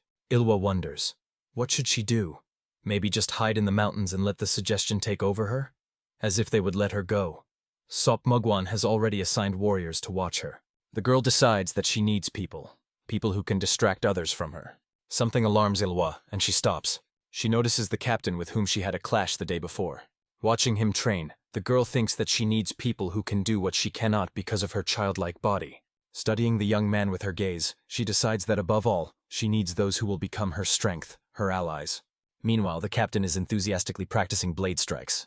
He vigorously swings the training sword, not noticing that someone is watching him. The young man stops. Sweat streams down his face. He exhales wearily and raises the blade before him again. The captain closes his eyes, trying to concentrate. He orders himself to remember the moment when Ilkva appeared before him. Mentally, he crosses blades with the girl. Before his mental eyes, Ilkva's face emerges. From her lips comes, "I attack," and the girl swiftly attacks him. He remembers that he saw her attack but could not block it. The young man mentally returns again to their confrontation and asks himself, why? In his memories, the words spoken by his young opponent helpfully surface, because his feet were not firmly on the ground. He now understands himself. The reason is that his muscles were so tense that his body froze. Because instead of reading the opponent's movement, he struck with the sword by inertia. As a result, under her onslaught, the young man's training sword cracked. And with one blow she knocked the weapon out of his hands. The young man remembers the moment when he released the sword's hilt from his palm. His hand clenches into a fist. He thinks that this is the difference in experience. Hunched over, the young man indulges in gloomy thoughts. The discarded sword lies nearby. The captain mentally scolds himself. What a weakling he is. He thought that, Compared to the other guards of the outer house, he skillfully handled the sword, but, dropping to one knee, he raises his weapon, admitting that he is truly pathetic. He stands up, his face looks sad. Suddenly he sees Ilkva standing before him in a new outfit. The girl looks him straight in the eyes. The captain is surprised by her appearance and does not immediately pull himself together. The young man bows in a traditional greeting, addressing the young lady. Ilkva says there is no need to be so formal. He can speak to her as informally as he did yesterday. Without raising his head, the young man says, "About yesterday. He is very sorry.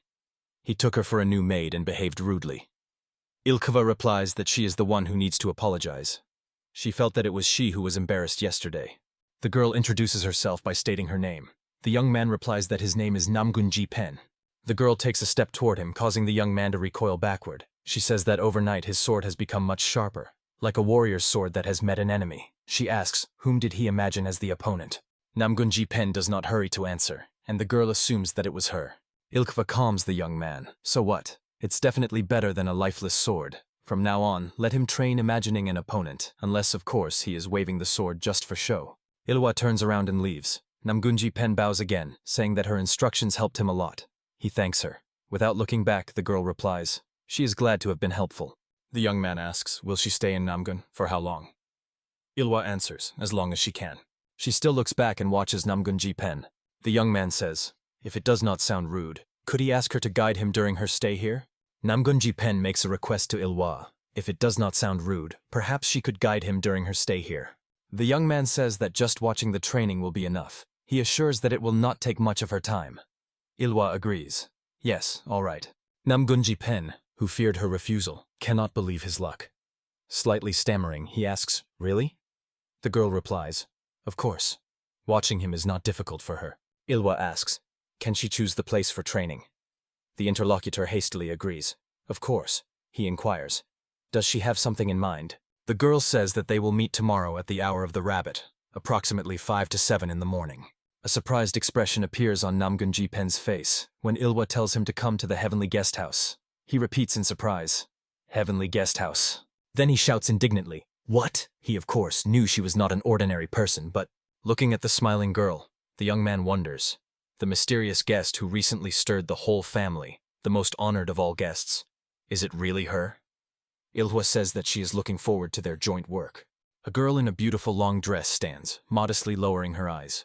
Sitting at the table set for a meal, Namgung beckons her with his hand, telling her to make herself comfortable. When the girl sits opposite him at a small round table, the clan leader says he sent the servants away, so she shouldn't feel awkward. Ilwa thanks him for his attention. With a gesture making the bowl rise into the air, the man says she must be hungry, so she should eat quickly. Ilwa is surprised. She has never seen an object being manipulated at a distance like that. Namgung asks, how is her wound? Does it hurt? The girl answers negatively. No, her sensations are dulled. The clan leader is surprised. He asks, what does that mean? Sending another portion of food into her mouth, the girl explains. When she was 5, she almost died. Ilwa reaches for another portion, continuing to speak. Then someone forcibly introduced internal energy into her body to save her. She believes that is when she lost her memories and feelings. Filling her mouth with food, Ilwa thinks, how delicious. Could the radiant faces of noble children be connected to the fact that they only eat quality food? An aura thickens around Namgung as he asks the girl a question. Was the one who saved her the master of Huaru? Looking at Ilwa, he awaits an answer to the question posed to her. The girl, raising her eyes to him and stopping chewing, answers, yes, that's right. The clan leader asks, then why did she betray him? She answers, because she thinks that it is he who doomed her to death. Ilwa tells her grandfather that Namgung cannot be defeated. If they confront him now, their clan will be destroyed. Namgung asks, does she really think so? The girl confidently replies, yes. The clan leader promises that he will take measures, but in response hears that the result will be the same. The man asks, what if 3 of the 10 strongest masters in the world join? Ilwa says that maybe they will manage to kill half of the Huaru leaders, but they are unlikely to survive. The clan leader clarifies, what if there are 5 of them? The girl answers, they will be able to destroy Huaru, but will not be able to kill the master. Namgung says that sounds like complete nonsense. His face darkens as he asks his granddaughter to tell him who they are. Ilwa lowers her eyes, her face becomes sad, and her appetite clearly disappears. Dipping her finger into a cup with a drink, she draws hieroglyphs on the table that form the word prohibition. Then she puts her fingers to her lips, showing the clan leader that she cannot talk about it. Namgung Mujong abruptly stands up from the chair. Small beads of sweat appear on his face from tension. He thinks, isn't this the very curse because of which, if you try to reveal any information aloud, the vessels immediately burst and the person dies, bleeding out? He thought it was an ordinary cult, but it turned out that all this time they secretly held a knife to Namgun's throat? The girl says that soon there will be a blood surge. Leaning his hands on the table, the man slightly leans towards Ilkva, asking, why has not a single person learned about such a dangerous power until now? The girl explains, because there are people who hide its existence and close others' eyes. Namgung Mujong says, it sounds like espionage. Bowing her head, the girl asks, does he believe her? The clan leader replies that he will ask her only one thing. Why did she return to Namgung? Ilkva says he wants to prevent the destruction of Namgung. The man asks, why? Raising her head and looking him in the eyes, the girl answers, because she is his child. Closing his eyes, the clan leader sinks into contemplation. Namgung Mujong says it is hard to believe everything she told. He needs to observe her actions and how she plans to save Namgung. He claims that he is the head of the family. If she even thinks about going against Namgung, he will stop her. The clan leader says, however, and falls silent for several seconds. After pausing, he finishes the phrase, if there are no doubts that her actions are aimed at the good of the clan. Ilwa listens to him attentively, not taking his eyes off him. The man says that, in that case, he will become the biggest sky for her, on which she can lean. Namgung Mujong solemnly declares, he promises that it will be so. Kunming, Yunnan Province, Huaru. Lanterns illuminate the people having fun on the street. The bloody demon sitting on the balcony railing says, God of wind and lightning. Raising a cup to his lips, he asks the person standing before him, did Ilhwa follow him of her own free will? The other replies, yes. Those who massacred the followers of Soru were also subordinates of the god of wind and lightning. Soru, although aware of this, did not intervene. The bloody demon, with a black mask over his eyes, asks a question likely addressed to himself. And how did this child find out? After all her memories should have been erased. The interlocutor asks, maybe quietly deal with this. The bloody demon inquires, with whom? With the child. The young man answers that she betrayed the master and also took his belongings. The bloody demon replies, does he really think this child can just escape like that? Let him not worry. The girl will return soon on her own. The interlocutor is surprised. Does the master really want to bring back the one who killed her brothers? Mocking lights ignite in the red eyes of the bloody demon. Looking at the people having fun at the tables, he answers, if he can get this child in exchange for the lives of these worthless worms, then it is worth it. Jumping down from the railing, he asks, does Pa Wol have any problems with this? The young man bowing assures, not at all. How could he doubt the words of his lord? Passing by him, the bloody demon says, good. Until the time comes, let her frolic to her heart's content. Suddenly he realizes, no, he needs to check if she is all right. Leaving and spreading around himself a sinister blood-red aura, he says that a gift must be made to her, and he orders Pa Volyu to deliver it to the girl. Ilwa sits on a chair. In front of her on her lap stands the head of the medical hall, and holding her hand in his, he influences her with inner energy, which is noticeable to those around as a bright glow. The woman finishes the examination and rises from her knees. They are in the same gazebo and at the same table where dinner took place. Only now the table is empty, and there is a lantern on it. Nearby stands Sop Mogwan. Cho Ren speaks, addressing the clan head. As he said, traces of the prohibition spell remain on the girl. Namgung Mujong asks, can she remove it? The woman answers that medicines cannot get rid of it. Only the one who cast the spell can remove it himself. Ilwa says that over time the spell will destroy itself. The girl explains, when he reveals his identity, the prohibition will fall, because his name will spread throughout the world. The clan head says that this concerns her life. One cannot treat this lightly. Ilwa promises to be careful. Resting his head on his hand, Namgung Mujong asks, no more problems? The girl reminds that her feelings have dulled. He knows how dangerous it is for a martial arts master not to feel pain, right? The clan head thinks that the girl has lost the ability to understand how badly she is wounded and how long she can endure. If you do not notice the warning sent by feelings, how then survive in the martial world where life and death are decided in the blink of an eye? Rising from the chair, Namgung Mujong asks, what else? Sop Mugwan reminds that the child's origin has not yet been established. He heard that all her chi was previously drained. He believes that the cause of this may be. The clan leader approaches Ilwa, and standing behind her, places his hand on her shoulder. He asks her to sit still and explains that he wants to check her body with his chi. Namgung Mujong influences her with his own energy. The girl experiences strange feelings that make her eyes open wide in surprise. She sees a red energy orb at chest level and, as if in a vision, sees a dragon coiling around her body. The ghostly dragon circles above their heads. The clan leader continues to keep his palm on Ilhwa's shoulder. Gently squeezing her shoulder, the man says that she has been through a lot before returning. The girl looks back and meets his eyes. Namgung Mujong asks, "Weren't those unbearably cruel 8 years?" Then quietly says, "Welcome back." He expresses regret that she cannot meet her father in better condition. The girl asks in surprise, "What? What is he talking about?" The man says, "The first young master." The girl's gaze becomes wary. She is afraid to hear bad news. She clearly feels relief when she hears that they have not yet reported her arrival to him.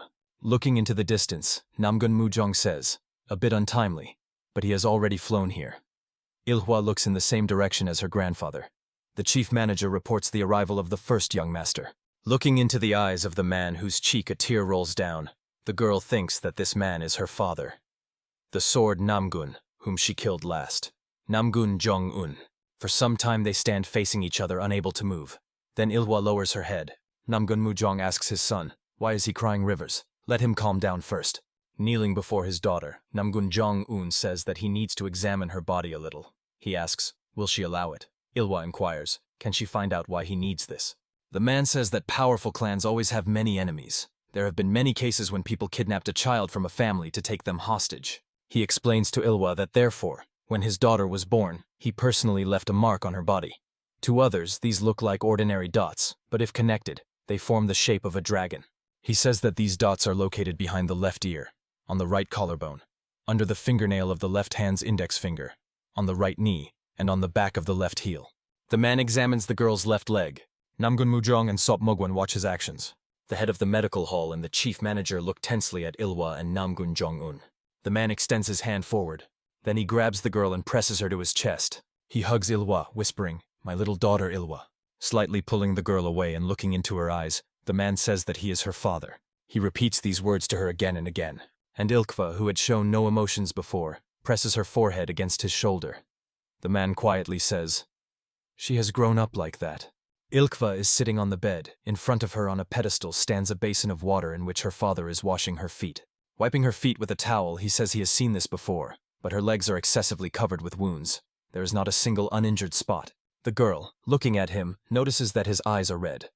Namgung Jong-un says that he is not ashamed at all. Rather, he is even glad. Ilhwa looks at the man puzzled, thinking. First he cries, then he laughs. She cannot understand him. The father quietly calls her by name. The man asks, does she know why she was named exactly that? He explains that snow is the most beautiful flower given by the heavens. She came to them on the day when a pure white flower covered the whole world.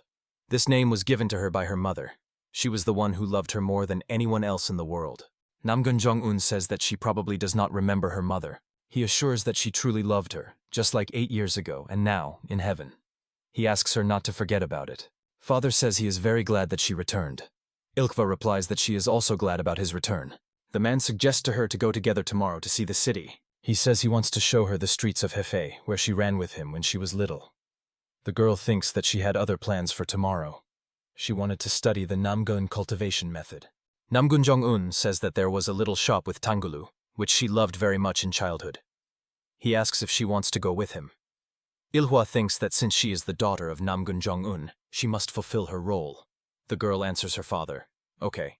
Pavilion of the second young gentleman Namgung Jong-hae. A candle is burning in the room. A voice sounds. He wants to say. Writing hieroglyphs on parchment, Namgung Jong-hae clarifies. So, the honorable guest of the heavenly guest house turned out to be a little girl. Opposite him sits Namgung Ho-rak, the head of the Yellow Dragon Combat Squad. The combat squad consists of martial arts masters. The Namgung clan has 6 such squads. Yellow Dragon, Blue Dragon, Red Dragon, White and Black Dragons. The man answers, yes. This is reliable information that has been confirmed repeatedly.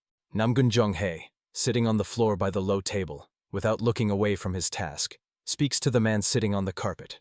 He does not know if she is a child of the main family or an heiress of the great sect, but it causes bewilderment. They would not have provided the heavenly guest house to such a guest. Dipping the brush in ink, he adds, or maybe she has the same level as her father. He considers it unlikely. He heard that Chi, the guest's level, hasn't even reached the first level master. Namgung Jong-hae continues to think aloud. She might be a master capable of hiding her chi so that an ordinary servant would notice nothing. He asks Namgung Ho-rak, doesn't he think so? The head of the combat squad agrees with him. Yes, they cannot be sure. Namgun Horak says he heard another interesting story. They say the first young master is now with this guest in the heavenly guest house. Namgun Jeonghye raises his eyes to the interlocutor and asks, "Does he mean that the elder brother has returned?" Dropping the brush, he leans over the parchment and freezes. The second young gentleman contemplates the received information. The brother left on a mission to a place from which the return will take at least 3 days. But now he is with a guest in the heavenly guest house? This guest must be an important person on the Central Plains. He suggests that the brother wanted to return and strengthen his influence again. Namgun Jeonghye believes that the father wants him to become the next head. Currently, the Council of Elders supports him, the second young lord. But if the brother returns, Namgun Horak asks him not to worry like that. He says this is not like the meeting he thought of. Namgun Jeonghye asks, what does he want to say by this? The interlocutor explains that, according to the maid, the first young master adores the guest. They say he was walking in the garden of the heavenly guest house, holding her in his arms. The second young master ponders. The one who made his brother return, a little girl. He says to Namgun Horak, does he really want to say that they found Solhwa? The head of the combat squad says, second young master. Then he says that the first young master has returned to the family. They cannot wait forever and hope that a suitable position will come to him by itself. Namgun Horak believes that Jeonghye should hurry before the first young master strengthens his position. 3 of their combat squads will support him. Namgun Jipen sprawled on the ground, spreading his arms to the sides. He groans that he can no longer continue and assures that he will die now. Ilwa, leaning over him, says, is 50 kun, 1 kun equals 30 kre, already too much for him? The young man, still lying down, shouts indignantly, 50 kun? That is not just 50. In total, on each arm and leg, that is a full 200 kun. 200. The girl listens as he continues to shout. What is the point of such swordsmanship practice if he cannot use chi? Ilhwa says, it seems there is no such training in Namgun. Trying to get up, Namgun Jipen protests. Who would even engage in such a thing? The girl says, so that's why he is so weak. The young man objects, he is not weak. Ilhwa replies that he drops the sword from the slightest blow, falls easily, and judging by what she saw today, he only knows how to talk. Namgun Jipen, though angry, cannot argue. He falls to the ground again. The girl asks, how much longer will he lie there? She suggests he try the exercise once more. Namgun Jipen stops her. Rising, he replies, she doesn't need to say it like that for him to understand. He will do everything. Raising his face to her, from which drops of sweat are flowing, he assures that he can do more. Swinging the sword, the young man mentally reproaches himself. Why did he say that? His legs tremble, and his knees buckle as he takes a fighting stance. At the same time, he thinks, who says to stop in the middle of a sword lunge? Clenching the hilt of the blade with trembling hands, he wonders, how much time has passed? How much longer should he continue training? The young man grits his teeth. He can't go on any longer. He feels that he will fall from exhaustion now. Suddenly, Namgun Jipen freezes. Drops of sweat continue to flow down his cheeks. He looks at the girl, realizing that his body suddenly... Ilwa, pressing her index finger against his blade, asks, he feels lighter, doesn't he? The girl holds his sword with one finger radiating internal energy. The young man replies. It seems to him as if all the weight has disappeared. He asks, how did she do that? Ilwa explains that she distributed the weight of the weights across her entire body. She says that he is quite a strong warrior, but he tends to use all his strength at once. The girl continues to say, even a threatening attack will lose its advantage if the fight drags on. Bursting in with full force is not the only way. She adds that the stronger the opponent, the more cautious he must be. He needs to wait for an opportunity to counterattack. The young man listens as she explains to him that until this chance appears, his body must minimize losses. His body must be balanced. She advises him to train to distribute strength throughout the body, as he is doing now. Namgun Jipen is only able to utter an indefinite, ah. Ilwa declares that that is all for today, and the young man, as if struck down, falls face first to the ground, dropping the blade from his hands. For some time Namgun Jipen lies groaning, then he gets up and exhales. The young man bows respectfully and, calling Ilwa a young master, thanks her. He says that it seems that with her help he has finally seen the state he must achieve. The girl asks, was it not too difficult? Namgun Jipen answers, it was difficult, but he understood that this training is necessary. So he is fine. Now he understands that the weights had quite a deep meaning. Smiling, Ilwa says, since he understood, let him try to gradually get used to them. He should be able to easily handle 500 kun with one hand. The exhausted young man looks at her with miserable eyes. Then he asks, having first asked not to take his words as rudeness, how much can the girl herself endure? She replies that she is currently using 300 kun. She still has a long way ahead. Namgung Jipen thinks, 300 kun per limb total, 1,200 kun. Is that even possible? Ilkva says, from tomorrow, if there are other warriors who want to train, let him take them with him.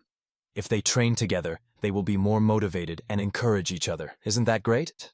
The young man asks, so, she doesn't mind? The girl answers, of course not. Meanwhile, Ilkwa mentally adds, after all, it's all to strengthen the roots of Namgun. The girl looks up thoughtfully, pondering how bad things are for the other students. Namgun Jipen, watching her, is amazed. She can control the power just by touching the sword. Probably, she is a master who has achieved unity of sword and body. He believes that since such a valuable person spares no effort in training the warriors of the outer hall, like them, this is a golden opportunity to become stronger. The young man exclaims that he will definitely bring everyone. Ilkva, leaving, casually waves his hand, saying, since they will come anyway, let him bring as many people as possible. Namgung Jipen raises his hands triumphantly, shouting, yes, many! On the street, numerous passers-by hurry about their business. Smartly dressed Namgun Jong-un and Ilwa go for a walk. The father says, since there are many people here, let her hold his hand tighter. The girl briefly replies, yes. The man thinks it would be good to eat first. He asks if she wants anything. The girl thoughtfully says what she wants to eat. She lifts her face to her father and says that she knows a good spot. Ilhwa suggests going there. Namgun Jeon-un is surprised by her words. On the table stands a plate of noodles, above which a light cloud of steam rises. Father and daughter sit at a table set with various dishes, enjoying delicious food. Namgun Jong-un says, dumplings and thin noodles. He likes them very much too. Thanks to her, he can enjoy them again after so much time. The girl extends a dish to him on which dumplings lie, offering for him to take it. The man thanks her and accepts the treat, saying he will gladly eat everything. Ilhwa returns to her dish again. With his mouth full of food, Ilhwa thinks. She now understands why the god of wind and lightning likes this place. What taste could be better than the food in Namgun? Looking at the huge plate filled with dumplings, she mentally asks herself, why didn't she know about this place in her past life? Did they suddenly get rich and close down? No. It seems this place wasn't here before. Namgun Jong-un reaches out and strokes his daughter's head, saying, he is glad to see she has a good appetite. Let her eat more and grow faster. His attention is drawn by someone's shout. When did they say they wouldn't pay? Some thug looming over the skinny elderly inn owner, at whose feet broken dishes lie, continues shouting. He said he would pay next time. The wallet was left at home. The owner protests in a trembling voice that he has said this many times already. People sitting at a neighboring table laugh cheerfully, watching the conflict. The owner says he really has to pay, or they won't be able to do business anymore. The thug steps forward, grabbing the skinny old man by the chest. He easily lifts him, shouting, how dare he say that? Does he even know who they are? Namgun Jong-un hears the owner's words. How can he not know the warriors of Namgun? The inn owner continues speaking. Peace in Hefei exists thanks to the warriors of Namgun. He knows this. The thug throws him aside and the old man falls, hitting his back on the counter. Squatting down next to him, the thug says, it's good that he knows this. But at the same time, he shows disrespect to them because of some dumplings and noodles when they risk their lives to keep Hefei safe. The innkeeper, trembling, quietly says, but they have done this before. A shout from the thug echoes through the hall. He already said he forgot his wallet. Trembling all over, the innkeeper bows his head low and replies that he understands everything. He asks him to be sure to bring the wallet next time. The thug's lips stretch into a smile. His laughter fills the entire hall. After laughing, he says, wouldn't it have been better to behave like this from the very beginning? Heading to the exit, he promises to definitely pay next time. His friends follow him. One of them, stretching, says the food is just amazing. A man rushes to the innkeeper sitting on the floor, exclaiming, Father, he asks, is he all right? The man says this won't do. They must report this to the authorities. The father objects, no, these people are Namgun warriors. Does the son really think the authorities will help them? Namgun Jong-un smiles and turns to his daughter, watching her eat. Continuing to smile, he tells Ilwi that he will be away for a short while. He promises to return soon and asks her not to go anywhere. Still chewing, the girl looks at him, thinking. She will pretend not to know that he has already placed guards in that corner to prevent her from leaving. Seeing Namgun Jong-un leave the tavern, she wonders, does he want to punish those guys? Of course, he will never let them go just like that. They shamelessly use the Namgun name right before their eyes. She is curious how he will punish them. The now cheerful innkeeper serves the visitors. Watching him, Namgun Jong-un says that he learned their names and affiliations, then ordered them to return to the clan and think about their actions. The man, bringing the cup to his lips, adds, and he also ordered to deduct their salary for 3 months and give it to the owner. Ilhwa says, and? The father answers that that's all. The girl looks at him with bewilderment. She asks, won't he cut off their hands and tongues? Now it's the father's turn to be puzzled. Why? Ilhwa explains. They used martial arts with evil intent, so their hands need to be cut off. And they also tarnished the clan's name, so their tongues need to be cut off too. Namgung Jong-eun listens silently to his daughter. The girl thinks, if this were a blood cult, it wouldn't have ended like this. But Namgung is a righteous sect. The man explains that they do not cut off hands or tongues. Ilhwa asks, why? The father says, if you cut off their hands, they will never be able to hold a sword again. And if you cut off their tongues, they won't be able to eat or speak properly for the rest of their days. Ilhwa replies, that's why it's called punishment. Namgung Jong-eun says they should be given a chance to reflect on their mistakes. The girl says, well, probably, and then returns to her food. The man looks at Ilhwa sadly.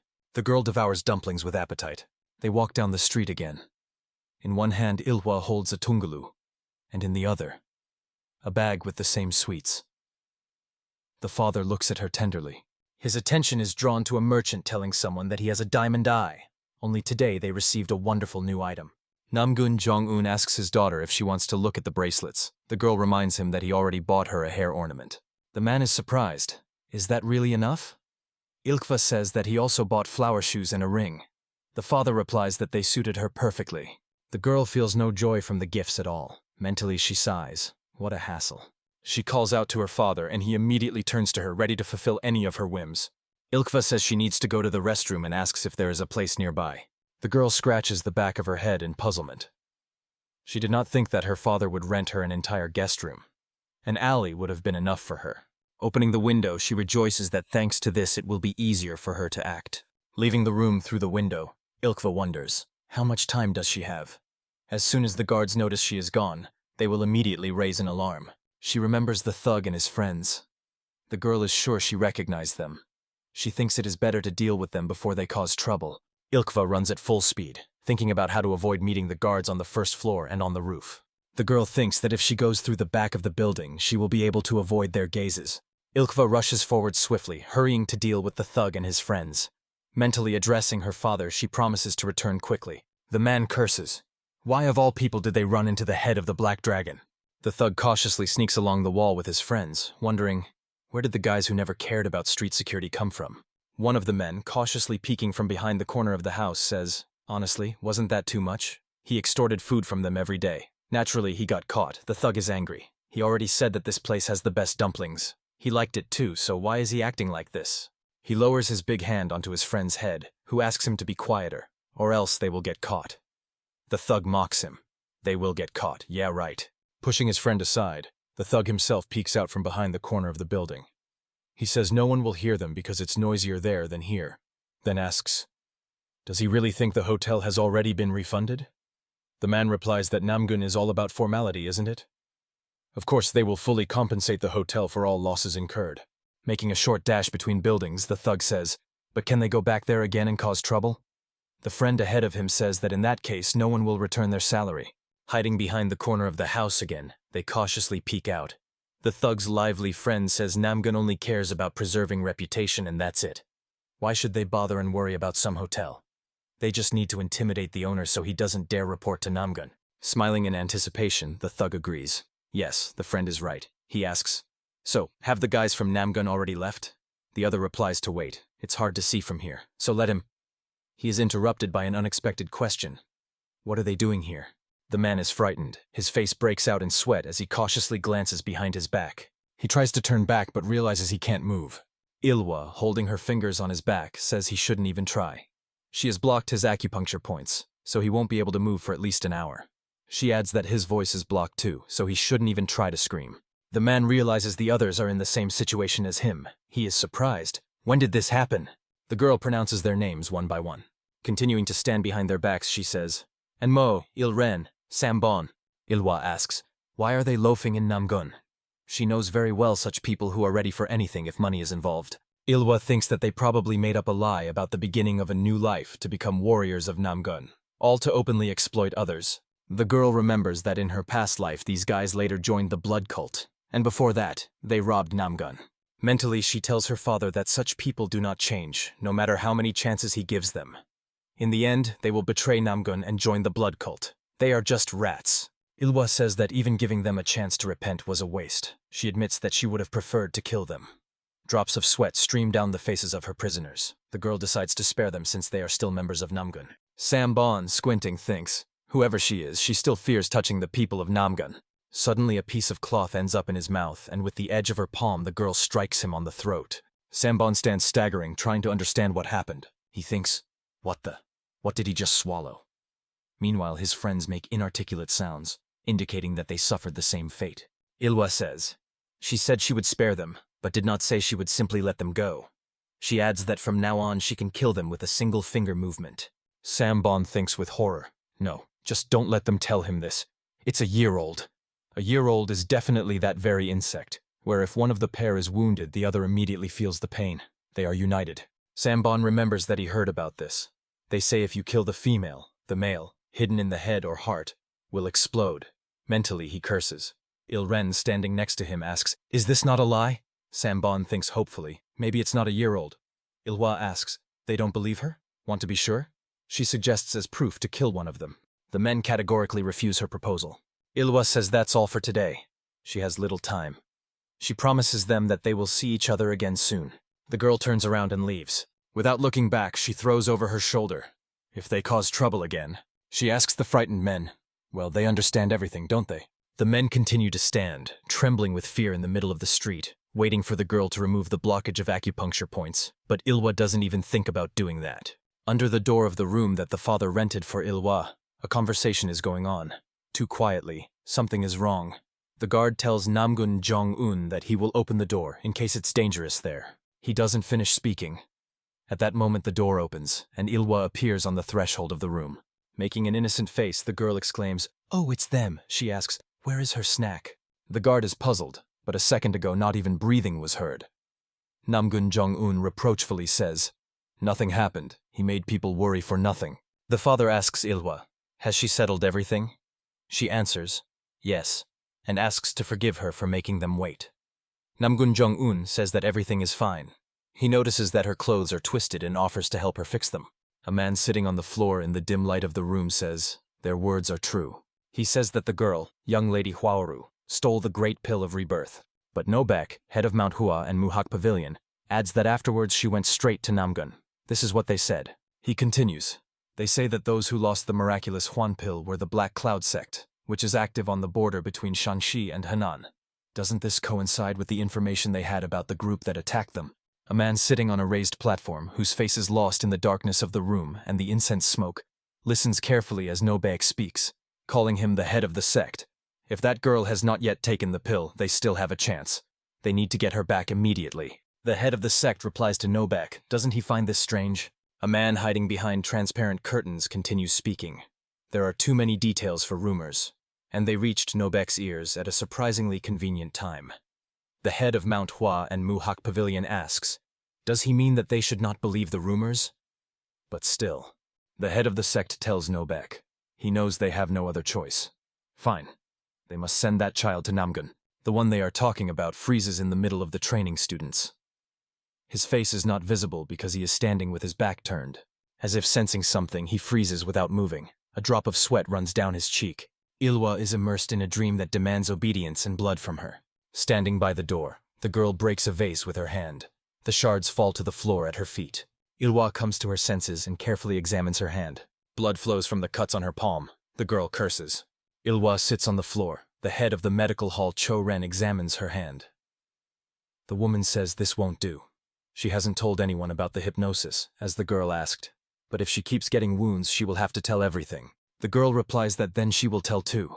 Cho-Ren raises her head and asks, what is she going to tell? Ilwa answers, she will say that the head of the medical hall is the poisonous Blood King. Cho-Ren is horrified. Looking around, she says, what if someone hears Ilwa? The girl replies, that's why she said it telepathically. The woman is surprised. Really? It sounded so natural that she didn't notice anything.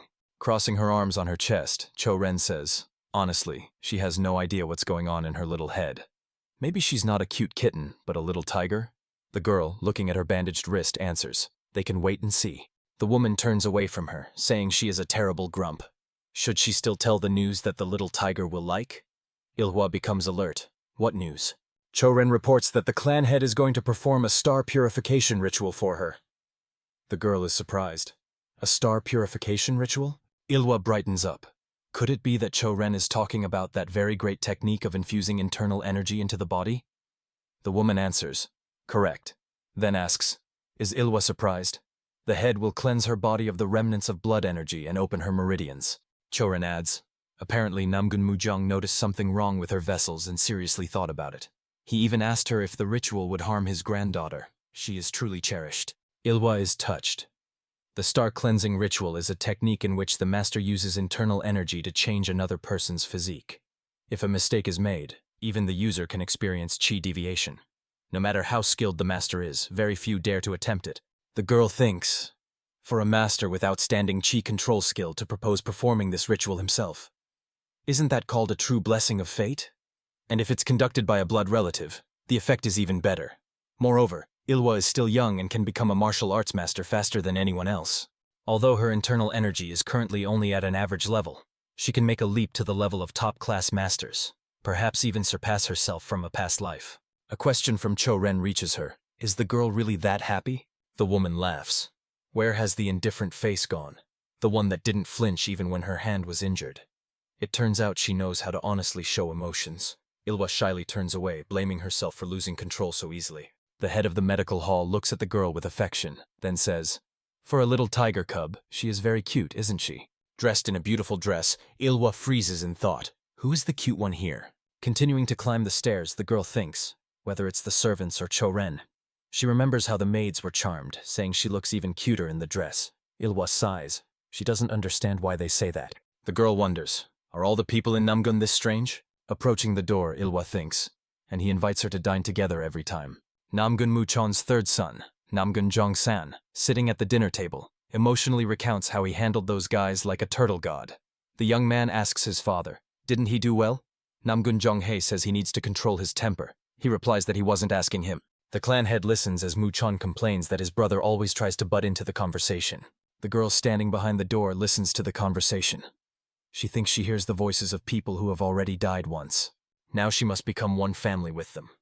This thought causes her a light chuckle. Sop Mugwan asks Ilkva if she will enter the room. The man says, she has come such a long way. So why is she standing here? The girl says, it sounds pleasant. Sop Mugwan clarifies, what exactly? Ilhwa answers, their laughter. She says that she has never eaten with people she can call family, so she feels a little strange. Ilkva thinks about how she considered the bloody demon her father, and the members of the blood cult her brothers. But they were people who waited for a chance to kill each other, hardly a family. Even when she heard that someone had died, she felt no emptiness or sadness. The girl asks the interlocutor, if a family member dies, will she be sad? Sop Mugwan looks at the girl with anxiety. The man calls Ilkva, baby girl. She lifts her face to him. Sop Mugwan gives her a powerful flick on the ear, causing her to recoil from him. Ilkva covers her head with her hands, and the man shouts angrily, what kind of old man questions is such a little girl asking? She should not waste time on useless reflections. Rubbing her bruised forehead, the girl replies that it is a normal question. Crossing his arms on his chest and turning away from her, Sop Mugwan says, if he were in her place, he would spend that time training. He tells Ilhwa that she would become stronger from this and would protect her family. Frowning sternly, the man adds, but before protecting others, she must learn to protect herself. How does she manage to get wounds without them knowing about it? Embarrassed, Ilhwa tries to hide her bandaged wrist in the wide sleeve of her dress. Meanwhile, Sop Mugwan continues to scold her. Doesn't she know how important hands are for swordmasters? At this rate, even if she wants to help, no one will agree to it. Almost spewing fire, Sop Mugwan shouts after the fleeing Ilhwa. He can't give her a whole lecture here, but let her keep in mind that from now on, he will be watching her. Running, the girl replies. Okay. Ilhwa stands before the door. The servants guarding the entrance bow their heads to her. The girl thinks that Sop Mugwan is right. Now is not the time to drown herself in guilt. No matter how much you dwell on the past, the future will not change by itself. What she must face now. When the door opens, the heads of all present turn toward her. Namgung Jong-un looks at her with a gentle smile. The clan head is sincerely glad to see her. At the table, there are two more men whom she has not yet had the chance to meet. Ilhwa thinks, so this is Namgung, where she is. The second son of Namgun Mujun, Namgun Jonghei, turns his head toward her. Smiling sweetly, Ilhwa thinks, chaos in Namgun. She will change this. The girl greets and introduces herself, stating her name. Namgun Jonghei says, welcome back. He adds that her face is the same as it was in childhood.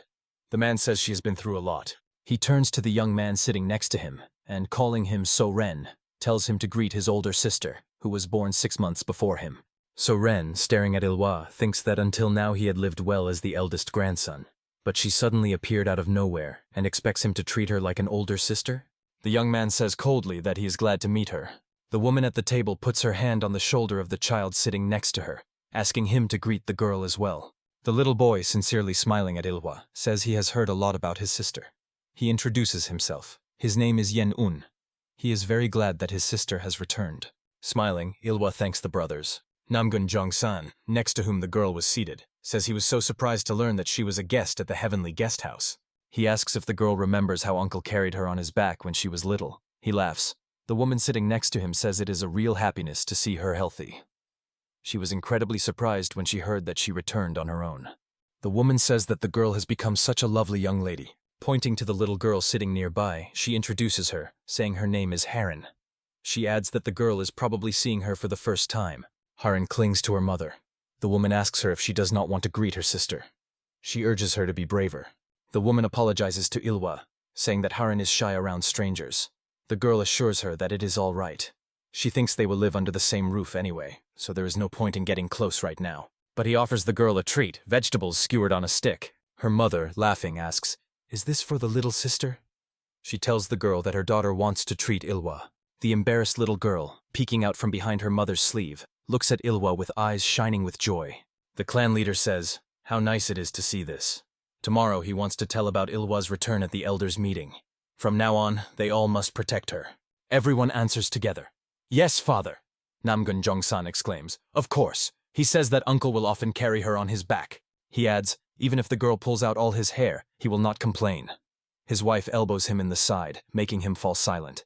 The clan leader says, since everyone is gathered, placing the cup on the table, he continues. He should tell about the decision he made this morning. Namgun Mujong announces that he has decided to perform the star purification ritual for Ilhwa. Namgun Jong-un cannot hide his surprise. From his lips slips, "What?" Hugging his daughter by the shoulders, he clarifies. The very star purification ritual he is thinking of? The clan leader replies, "Is there any other ritual?" Namgun Jong-un says, he just checked if he heard everything correctly.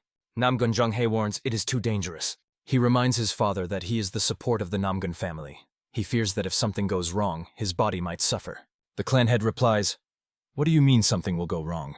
Does the son doubt him?" Jonghei says, he is only speaking of a possibility. What if luck suddenly turns away from him?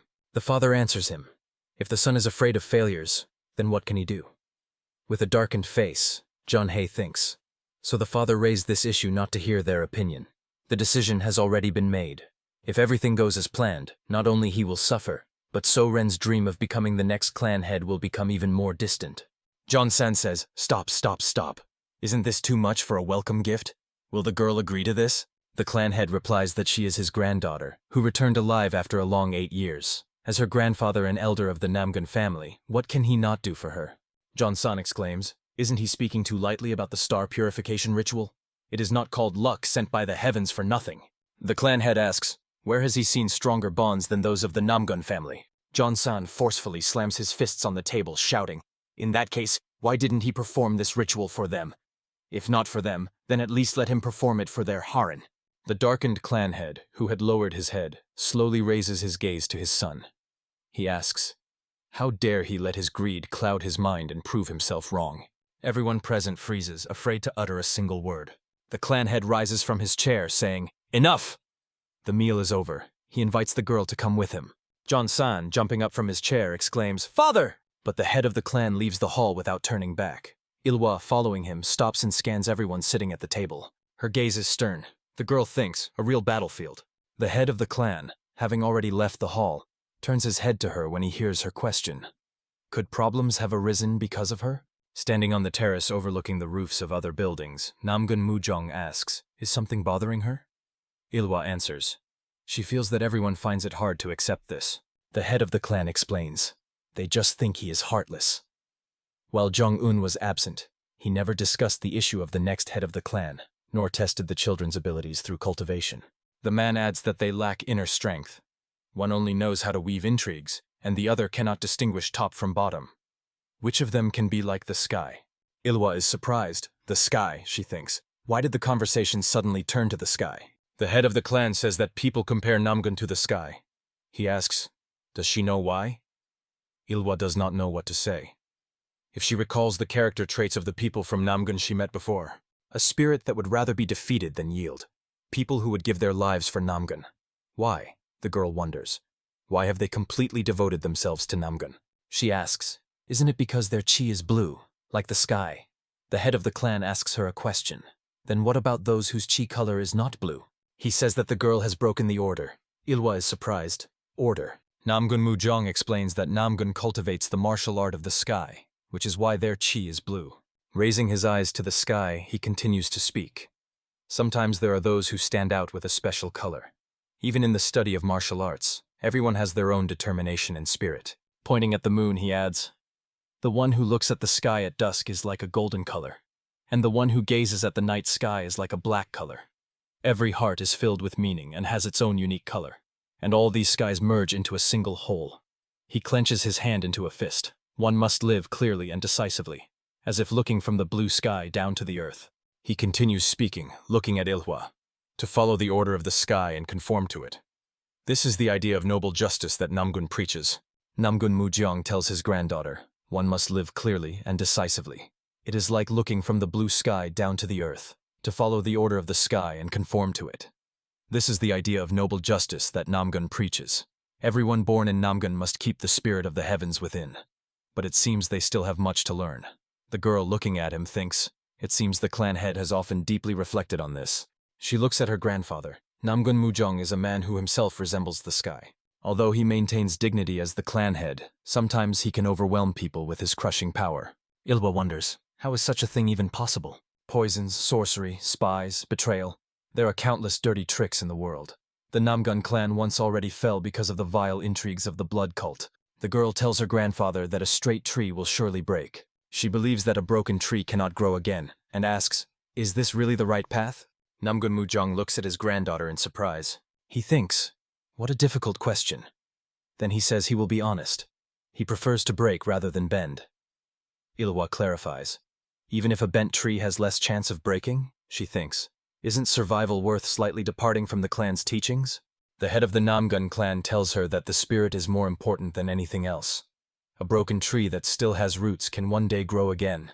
Even if it takes a long time, it will definitely survive. Trees that bend do not have strong and sturdy trunks, and their roots are also weak.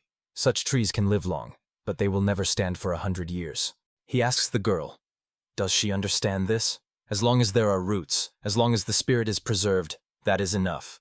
Namgung Mujong tells Ilwe, who is listening attentively, that new shoots will sprout one day, and the tree will grow again. Ilhwa thinks, since she died immediately after the fall of the Namgung clan, she does not know whether Namgung Muchon's words were true. Is it really so?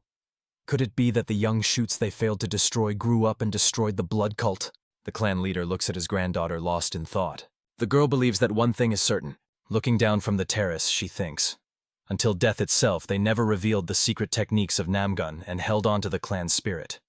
To be honest, the blood cult never managed to break the spirit of the Namgung clan. Namgung Mujong asks the girl, what is she thinking about? Ilhwa turns her head to him and looks intently into his eyes. The clan leader asks, will she live like one of the Namgung? He says that tomorrow the Council of Elders will announce her return. But if she does not want to, he can hide her existence. Namgung Mujong adds that she is the child the Namgung clan has been searching for the past 8 years. But at the very moment her belonging to the Namgung clan becomes officially recognized, can she imagine how much attention will be focused on her? Wherever she goes, whatever she does, she will be watched. They will evaluate every her action, criticize her, and even slander. He tells Ilkve that he is worried whether she can handle this. The girl ponders. After thinking for a while, Ilkve answers, no. The girl, looking into Namgung Muchon's eyes, says that she is a child of Namgung. She will take upon herself every arrow shot at Namgung and destroy it. The clan leader reads this in her eyes. The girl does not look away, her gaze full of determination. She tells her grandfather that she has decided to live exactly like this. Large drops of sweat stream down Namgung Jipen's face. The young man thinks he is doomed, At this rate, he will really die. The girl carefully watches the training students. A shout is heard. No more strength. She approaches one of the students and with the hilt of her blade forces him to raise his clenched fist higher. Ilkva, looking at the student with huge naive eyes, says that there is little left. Let him hold on a little longer. She steps away from the guy, and he, gritting his teeth tightly, continues training, thinking, and how long will this little longer last? One of the students mentally curses, thinking that he should not have listened to the captain. And he was so happy when he found out that he could receive instruction from a master of the highest level. The young man thinks about this while doing push-ups. Listening to the count, 995, 996, he mentally protests. Is this training? Pure torture. What the hell kind of master of the highest level? Just a petty girl. The count continues. 997, 998, 999. Sweat streams down the young man's face. It sounds 1,000. All the students fall to the ground. Ilwa watches as they regain consciousness and try to catch their breath. She stops near Namgung, but he doesn't even lift his head. Ilwa asks, finished? Lifting his head from the ground, he answers, yes, 1,000 times. He says he might have overdone it, as now he can't stop coughing. The girl says, as she thought, 1,000 is too easy for him. The expression on the guy's face clearly reads, no, not at all. She adds that next time she will add weight to his back. Otherwise, his muscles and bones won't be properly trained. The other students look at them in horror. How can one say such cruel things? With a flash in her eyes, Ilhwa says that this concerns them too. Next time, weight will have to be added to the hips. One of the students dares to ask, won't that kill them? Ilhwa confidently answers that it can't kill them. The students do not dare to argue with her. Leaving the training ground, they think that she is a demon in the flesh. They stop, hearing her say that at this pace, soon they might become inner hall warriors. The students stop and turn to her. One of them asks, really? With their abilities, is it really possible? The girl confidently answers, of course. Abilities are honed in training. Namgung thinks, the honored guest of the heavenly guest house would not speak without reason. This is not a lie. Is she firmly convinced of this? Or is it just overconfidence? The students are inspired. One of them declares, yes, if he can become an inner hall warrior, he will overcome all difficulties. They ask Ilhwa, can she continue? Someone asks to count him as well. Namgung, still recovering, says, then him too. He mentally asks Ilhwa, calling her young master. Could it be that she does not know? The girl counts those wishing to continue training under her guidance. The young man thinks, no matter how much they improve their skills, it still won't work. Ilhwa throws the training sword over her shoulder. Looking at the exhausted students lying down, she says, all right, that's enough for today. One of the guys, without raising his head, groans, finally. Struggling to get up, they thank the girl for the lesson. Ilhwa allows them to leave. One of the students, still unable to stand, groans that after this, one could really die. A question sounds, again tomorrow. Namgung, standing behind the girl, calling her a young master, thanks her for her hard work. Straightening up and wiping sweat from his forehead, he says that they are all grateful to her for the training. Ilhwa thinks that everyone is doing well. She asks, maybe from tomorrow they will meet at the Red Dragon training ground? The young man clarifies. She means their training ground? The girl replies, she doesn't think they can continue to stay here. Namgung asks, she is not leaving, right? Ilhwa explains that she is just leaving the heavenly guest house. She thinks that soon she will stop being a guest and will become a member of the Namgung clan. She asks the young man to tell the other warriors about this, and also to accompany them so that they safely come to training tomorrow. The young man says that he appreciates that she encourages others. And then, looking downcast, he adds that nothing will work out. Ilhwa asks, what won't work out? Without raising his head, Namgung explains that he means becoming inner hall warriors. No matter how strong they become, still, nothing will work out. He says to the astonished girl, the higher the expectations, the stronger the disappointments. He fears that the guys might place false hopes and then blame themselves. Ilhwa asks, why? Why does he say that nothing will work out? Namgung answers, because they have no connections. Looking at the students standing nearby, he admits that he also had a dream to become an inner hall warrior, and he worked hard for more than 10 years. When they chose the younger one whose skills were weaker than his, he just thought he was unlucky. The second time he decided he had been overconfident, and the third time that he had made some mistake. When he performs sword techniques, maybe he has problems with his stance, or he misunderstood the spell of these techniques. Only after failing the exam 10 times did he understand everything.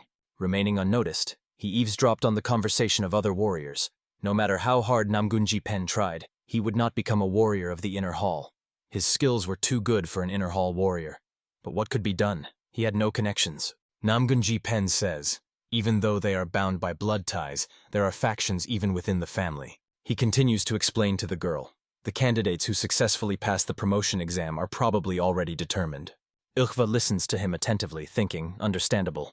Now, since it is unclear who will become the next head of the clan, the criteria for selecting warriors are not combat skills. It is only a matter of whose man he will be. Those without money or connections do not even get a chance to become someone's man. Therefore, today's promotion exams are a battlefield where factions supporting heirs compete, using any methods without hesitation to advance their people. The girl sighs, what a mess. What a... Namgung Jipen asks her not to give the guys false hope. Ilhwa replies that everything will change. The young man asks in surprise, what? The girl says that everything will change because she is here. The young man does not understand what she means. Ilkva asks, can he promise her that he will never give up? Namgung Jipen answers, yes, he is good at this, so it is not difficult. The girl is upset. She asks, does he not believe her? The young man says, no. She decides that he is lying and does not blush.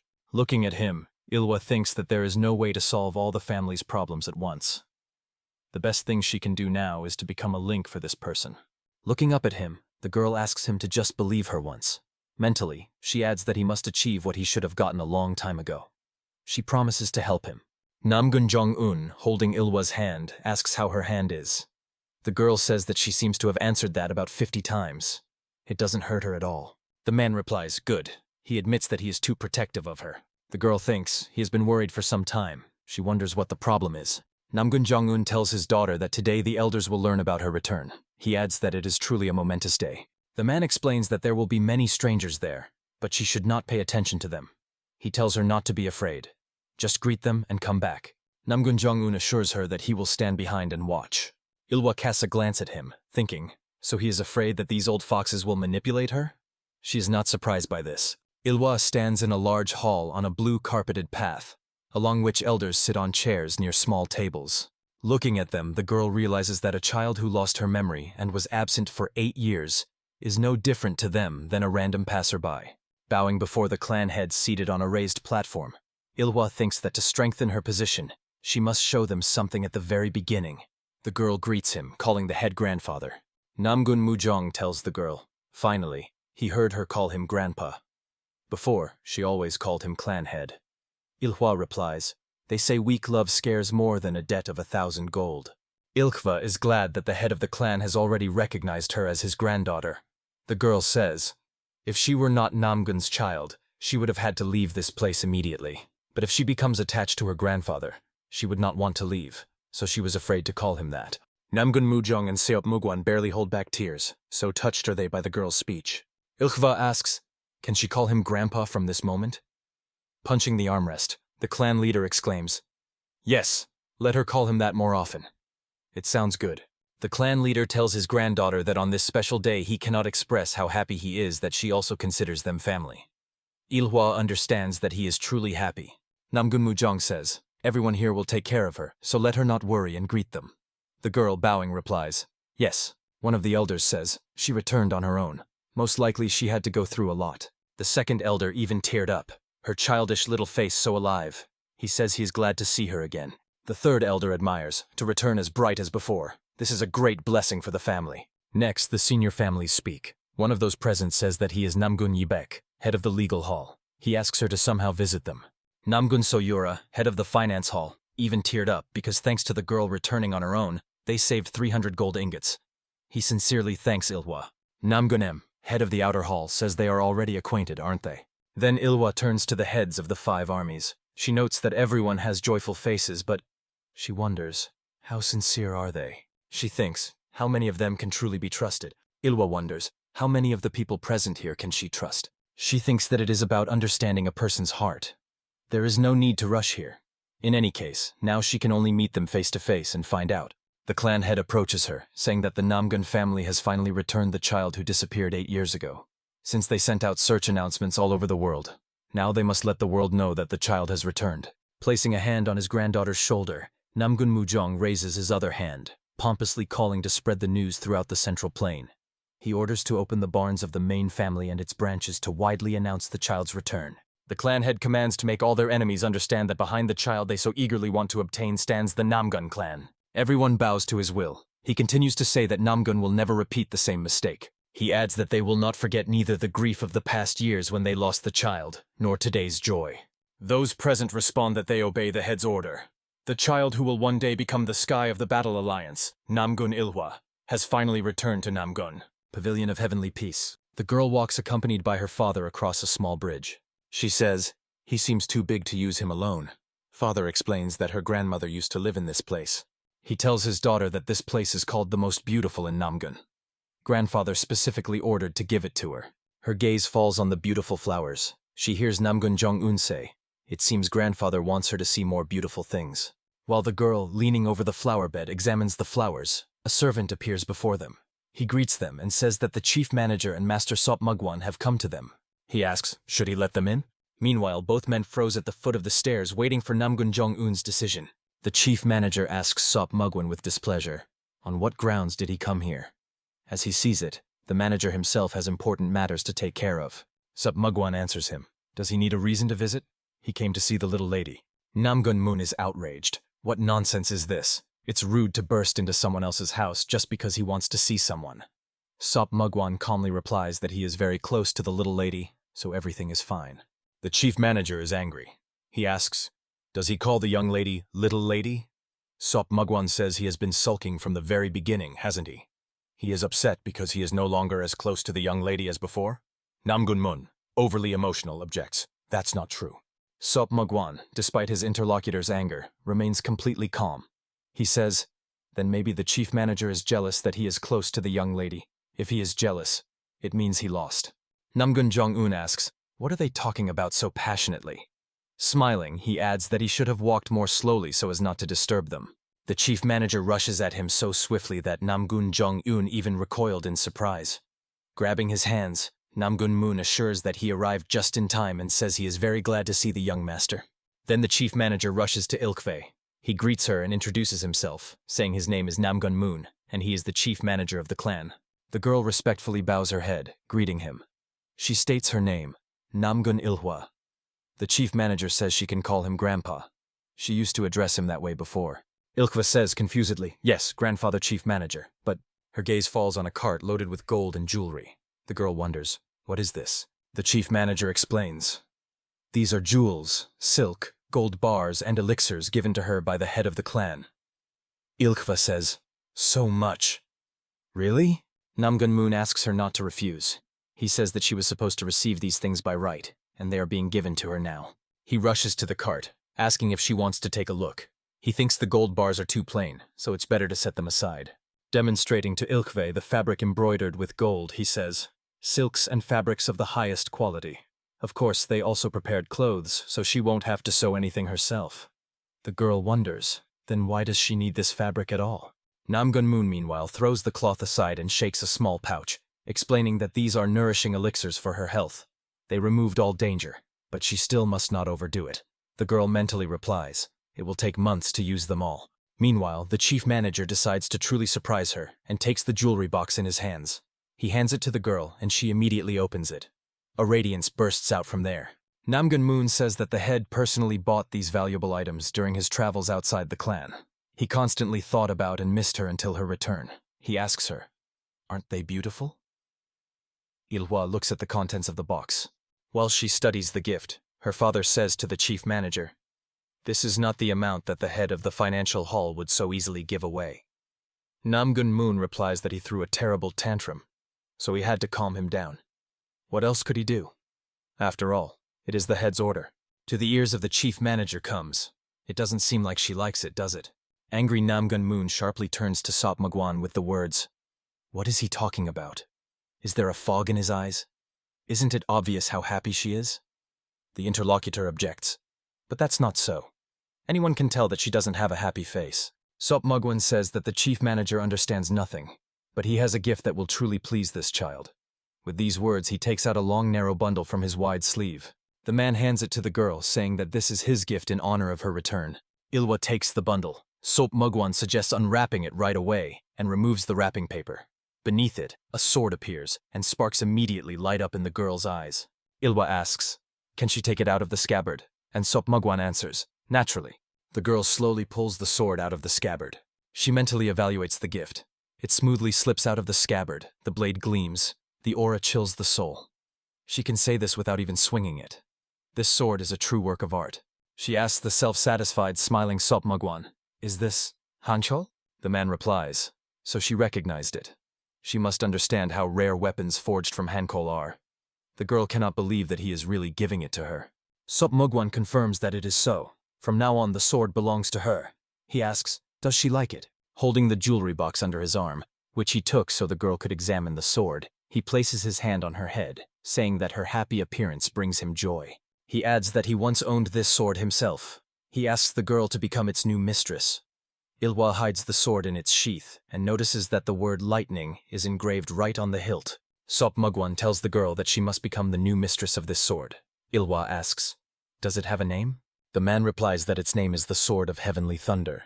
But now it belongs to Ilwa, and she can give it another name. The girl wonders, can she use it? Sop Mugwan thinks. Seeing how much she likes his gift, his heart warms. Staying up all night sharpening the sword was worth it. The man says she can go to the training hall. Ilwa immediately runs off. Sop Mugwan shouts after her. If she is careless and gets hurt again, she will have problems. All three men watch the girl leave. Sop Mugwan sighs and says, a person speaks, and she didn't even listen to the end. Then he adds, quickly, very quickly. Who taught the little one to run through the air? The chief steward, lowering his head, passes by Namgun Jong-un. He calls out to him sympathetically, but Namgun Mun replies that everything is fine. Since he saw the joy of the young lady, he will consider that a consolation. Nodding toward the cart full of valuables, the chief steward says, he is sure this showed the feelings of the clan head. Now he needs to think about what gift to present to the young lady personally. He orders the servants to ensure these items are carefully arranged in the young lady's chambers. Two men standing nearby bow politely. The chief steward is called, and he looks back. A young servant, bowing, says that gifts have arrived for the young lady. He asks, should they also be placed in her chambers? Namgun Moon asks, does he want to say that someone sent gifts to the lady? But who? The servant apologizes, explaining that he was not told this, so he does not know. He asks, should he find out? The chief manager thinks, less than 4 hours have passed since the announcement of the lady's return. Sending a gift so quickly and leaving without a word looks very strange. He says they should check these things first. Meanwhile, the girl is practicing with a sword on the training ground. She feels how the wind flowing along the sword makes her body lighter. The hilt fits in her hand perfectly. She has the feeling that this sword was forged especially for her. Clenching the hilt, she mentally utters its name. Sword of Heavenly Thunder. Making a lunge forward with the sword, Ilwa thinks that this is a fitting name for such a beautiful weapon. She feels that she can cut anything with it. Nothing and no one can stand before it. Yes, for example, even the hand of a demonic beast that will appear in the future. Imagining how a huge clawed paw descends on her, wanting to crush her like a bug, the girl thinks that she entrusts herself to this sharp sword that shows her the way. Drawing a free trajectory with the sword and moving freely in the desired direction, she strikes blow after blow and moves forward. Ilwa continues to perform incredible somersaults, testing her new sword. She freezes, raising a sword in her hand. Then straightening up and lowering her hand, the girl says that she needs to change her name. Not Sword of Heavenly Thunder, but Sword of Heavenly Lightning. If she traces a path with the sword wide enough to encompass the whole world, she will be able to breach the plan of the bloody demon. Raising the sword above her head and flashing her eyes victoriously, she mentally adds, destroying the foretold future and filling it with new possibilities. A vase falls to the floor and breaks. The wife of the second young lord, sitting at a low table, deliberately knocked it to the floor with a careless movement of her hand. Looking at the broken vase, she says, not only rare treasures, but also gold and silver. Truly, as befits the head, the woman says angrily. It seems the father is very pleased with the return of his eldest granddaughter. She asks the man sitting on the floor opposite her. Doesn't he think so? He shrinks fearfully and bows his head as low as possible, saying, of course he values the young lady he found after 8 years. Even then, before her disappearance, he loved Lady Ilkva very much. The woman forcefully puts the cup down on the table. The man hastily adds, but still this time the head of the clan went too far. Such rare treasures. If these treasures had been given to young Lord So-Ren, he would definitely have become an unsurpassed genius in the world. The woman says that So-Ren is already a genius. Even in Namgun there is no child capable of competing with him. The man, feigning laughter, supports her. She is absolutely right. Since the young lord has no rivals, even the elite of the inner hall had to train with him. The woman sarcastically replies that young Lord So-Ren's skills are amazing, even without these rare treasures. Having received them, the worm cannot become a dragon, can it? The man obsequiously answers, A fine and true statement. The woman says that is exactly what needs to be shown. Her interlocutor asks, what? Raising the cup to her lips, in a calmer voice, the woman explains to him, only half a month remains until the great tournament of the heavens. She asks, is the preparation progressing without problems? The man hastily says, yes, of course.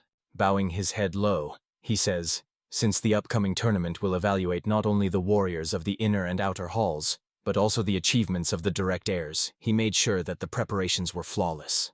The woman says, good. In half a month no worm can become a dragon. She, flashing her eyes fiercely, adds that he should, just in case, make sure that no one feeds this worm. Ilwa looks at the gift with astonished eyes. In front of her lies a small wooden plaque with signs inscribed on it, to which 2 small amber-colored spheres are attached. Namgung Mujong, standing before her, says that it was delivered to her today. One of the people who came to gather grain said it was a gift. Ilwa asks, did they catch this person? The clan leader replies that they caught him, but he is not connected to this item in any way. On the way here, he was paid to carry out a task. The chief manager, bowing deeply, says that they used a drug for interrogation, so one can be sure that his answers are truthful. Namgung Mujong thinks that this does not look like an ordinary gift, so he called her. Behind the girl stands her father, but he does not interfere in their conversation. The clan leader asks his granddaughter, does she know anything about him? Ilwa, lowering her head, thinks, has at least half a day passed since the announcement of her return? How exhausting all this is. She looks at the plaque, on which is written, the bloody warrior of the 12th month will appear soon. The girl is thinking, sending her this token means issuing a challenge, putting all the titles and names earned so far at stake. The fight will be to the death, to fight until one side dies. Perhaps they want to say that the only end for a traitor is death. Her hand clenches into a fist as she says this challenge is for her. Raising her head and looking into the grandfather's eyes, Ilkva says that she must meet with them. The clan leader replies that it is impossible. The girl is angry. She insists that she must go. This has nothing to do with Namgun. She must deal with it herself. Namgung Mujong replies that she is Namgun's child. He asks, how can this matter not be connected to Namgun? The clan must protect her. Ilkva tries to object, but after all, the clan leader decisively interrupts her. Enough! He says he understands. This ban prevents her from saying who sent her this item, but he cannot put her in danger without any information. Namgung Mujong adds that she must think only about her safety. The family elders will take care of the rest. He addresses the chief manager. The clan leader throws the tag on the floor at his feet. Namgun Moon picks her up. The girl throws herself forward, exclaiming, Grandfather! The father holds her by the shoulders, saying warningly, Ilkva! The girl thinks, no. The 12th month must know about suggestion, how to destroy suggestion, what the bloody demon is plotting. Without meeting him, she will not get a single clue. She does not intend to miss this chance to get clues from their careless actions. Ilwa tells her grandfather that she has a plan. Namgung Mujong replies, he clearly said that he will not allow reckless actions. The girl assures that everything will be fine as long as she is not in danger. Ilwa says that there is a way to catch the enemy without any harm. She asks to be heard, and adds in a pleading tone, please. The clan leader and the chief manager silently look at her. Namgung Mujong sighs, stubborn as always. He agrees. All right, let her tell about her plan. Ilwa and her father walk through the yard, holding hands. Namgung Jong-un says that it really causes concern. The girl asks, why? The father asks a question. Why is she asking? He says that maybe she will not get hurt, but isn't it dangerous that someone has targeted her? Ilwa, looking at her father, sighs.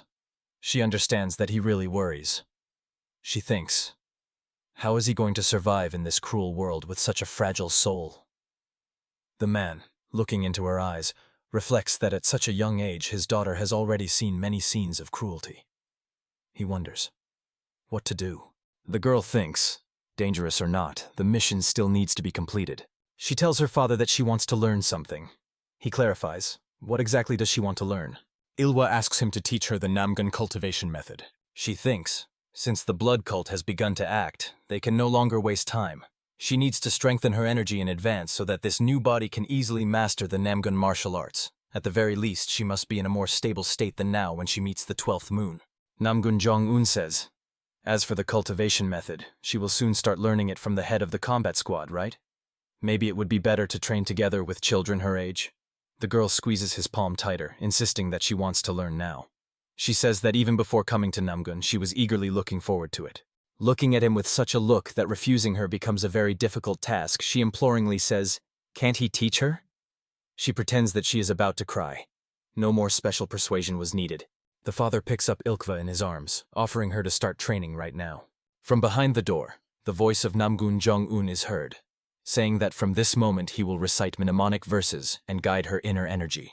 Father and daughter sit on the floor in the room. Namgung Jong-un, positioned behind Ilwa, says that she needs to carefully memorize the movements of the flow. The man places his palms on the girl's back. A stream of energy begins to swirl around them. He says that the cultivation method he will show her is the foundation of all martial arts of the Namgung clan. Namgung Jong-un, influencing the girl's chi with his own energy, explains that this is the process of absorbing the energy of the boundless sky and accumulating it in one's body. He says that the sky originally fills everything around, spreading over the earth they walk on. Therefore, every breath, every breeze is like a touch with the sky itself. The sky is not something distant. It is already here, all around them, filled with abundance. The energy of the sky is changeable but always arrives in balance and harmony with itself. Continuing the influence, he explains that controlling this celestial energy, which he described, is the foundation of the Namgung cultivation method. He uses the technique, great divine art of sky control. Energy flows swirl around them. Namgung Jong-un tells his daughter, let her feel how energy flows through her meridians. Ilwa, sitting with closed eyes, feels the energy of her father. She thinks that hers is not as powerful as her grandfather's, but its purity is impeccable. She feels it like a clear stream flowing through her whole body, filling it with itself. She hears the voice of Namgung Jong-un announcing that today's training is over. Father asks, is it difficult? He says that it is hard to catch the flow of energy immediately, so it is better for them to move step by step. Looking at the girl's hands, folded so that the fingers of the left hand touch the fingers of the right, he realizes with surprise that she is directing her own energy. Holding his palms on her back, he asks her to stop. If she directs the internal energy incorrectly, she will fall into chi deviation. The radiation of energy around them intensifies. In Namgung Jong-un's thoughts flashes, he understands that this is a flawless, continuous flow. Isn't this what he taught her? The man continues to keep his palm on his daughter's back. His amazement knows no bounds. His palms feel that Ilwa is even absorbing other energy. Namgung Jong-un recoils from the girl. He thinks, what wild energy, like that of a beast that has been starving for a long time. Ilwa continues to sit with her eyes closed. A light haze of energy swirls around her head. Finally, the girl opens her eyes. She turns her head back to look at her father. Namgung Jong-un asks, is she finished? The man is curious. Has she already been familiar with the Namgung cultivation method?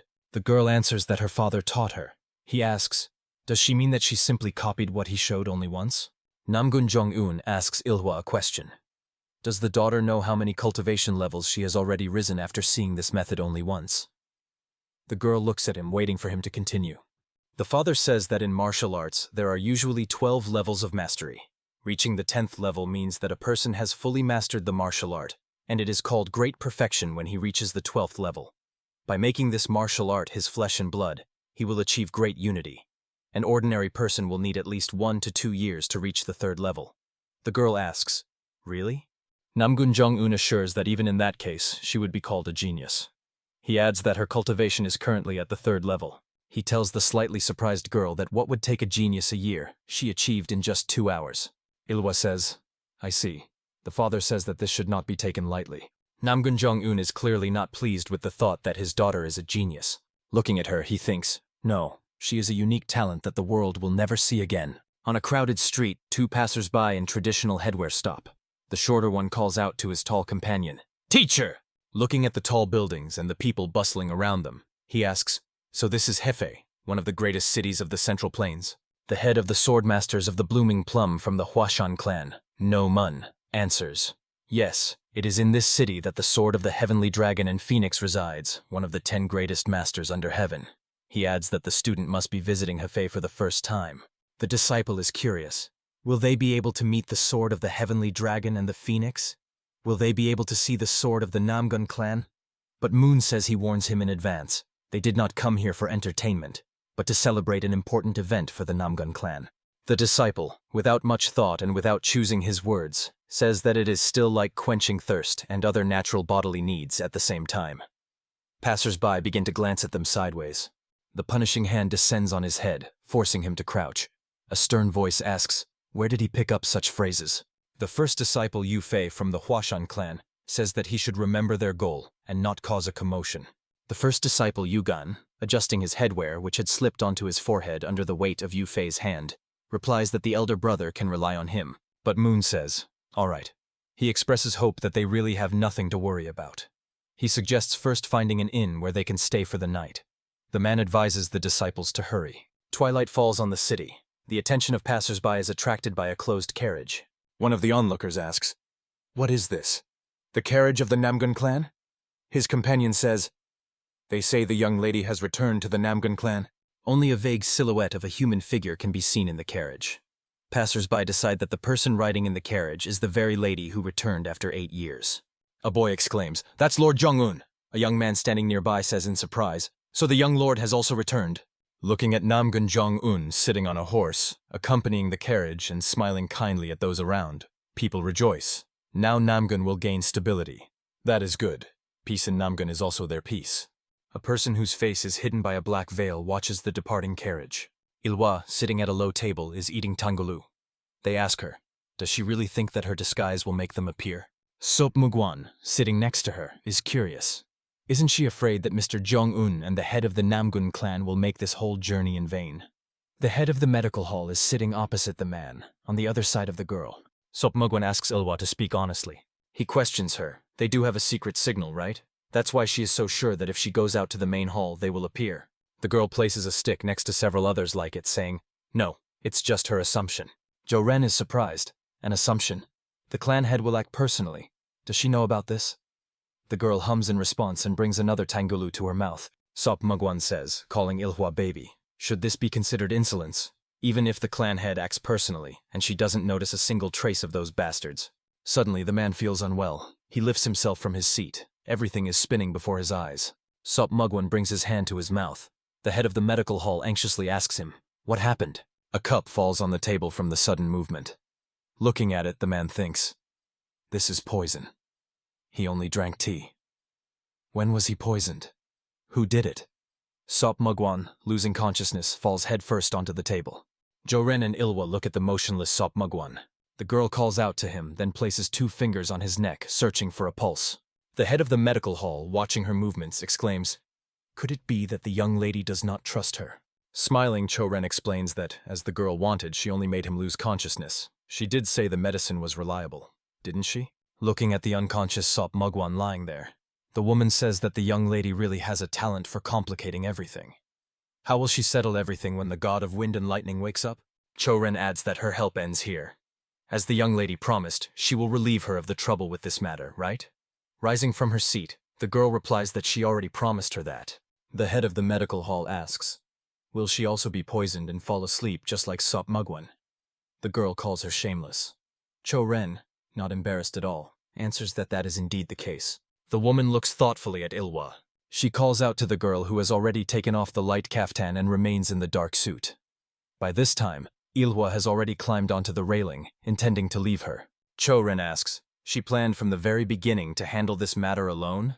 Using the carriage was also part of the plan, but it didn't work? The woman says that Ilhwa cannot always solve all the world's problems alone. She adds, since the young lady is such a stubborn one, she must return safe and sound. The girl, listening to her, pulls a cloth over the lower part of her face. Without answering Jo-ren, the girl leaves the mansion grounds, moving through the air and making giant leaps. Moving swiftly, Ilhwa looks around cautiously, not wanting to be caught off guard. She lands in the clearing and freezes in anticipation. The girl feels that the opponent is approaching. She counts, 1 step forward, 2, 3. In her head flashes, now, and the girl raises her sword, defending against the opponent's attack. A knife, thrown by a skillful hand, relentlessly approaches her blade. She decides, now. With 1 swing of the sword, she deflects the knife thrown at her. The girl makes another swing of the sword, describing a semicircle around herself. 8 knives are already rushing towards her. Ilhwa pushes off with his foot and leaves the place where he was just standing. The girl rushes to meet the daggers flying at her. She thinks if her opponent is the one who wields the flying blade. With a lightning-fast movement of the sword, Ilhwa deflects all the knives flying at her. A pillar of red energy rushes from the sky to the clearing. Ilhwa freezes in a combat stance, holding the sword in front of her. She utters only 1 word, "Come out." Her opponent, calling her Lady Huaru, says that she is still reckless. The girl says, "Hello," then names the opponent, Pa Wol. The young man steps onto the clearing and stands opposite her. Ilhwa asks, did he even come out to see her off? It wasn't necessary, she handled it perfectly anyway. He asks, why did she leave so hastily without even saying goodbye? The girl replies that they are not in such a relationship to greet and say goodbye to each other at every meeting. Pa Wol, lowering his hand to the hilt of the blade, says, well then. When he heard the news that she betrayed their lord and fled, he was so glad. Does she know why? Ilhwa says she is lost in guesses. Lost.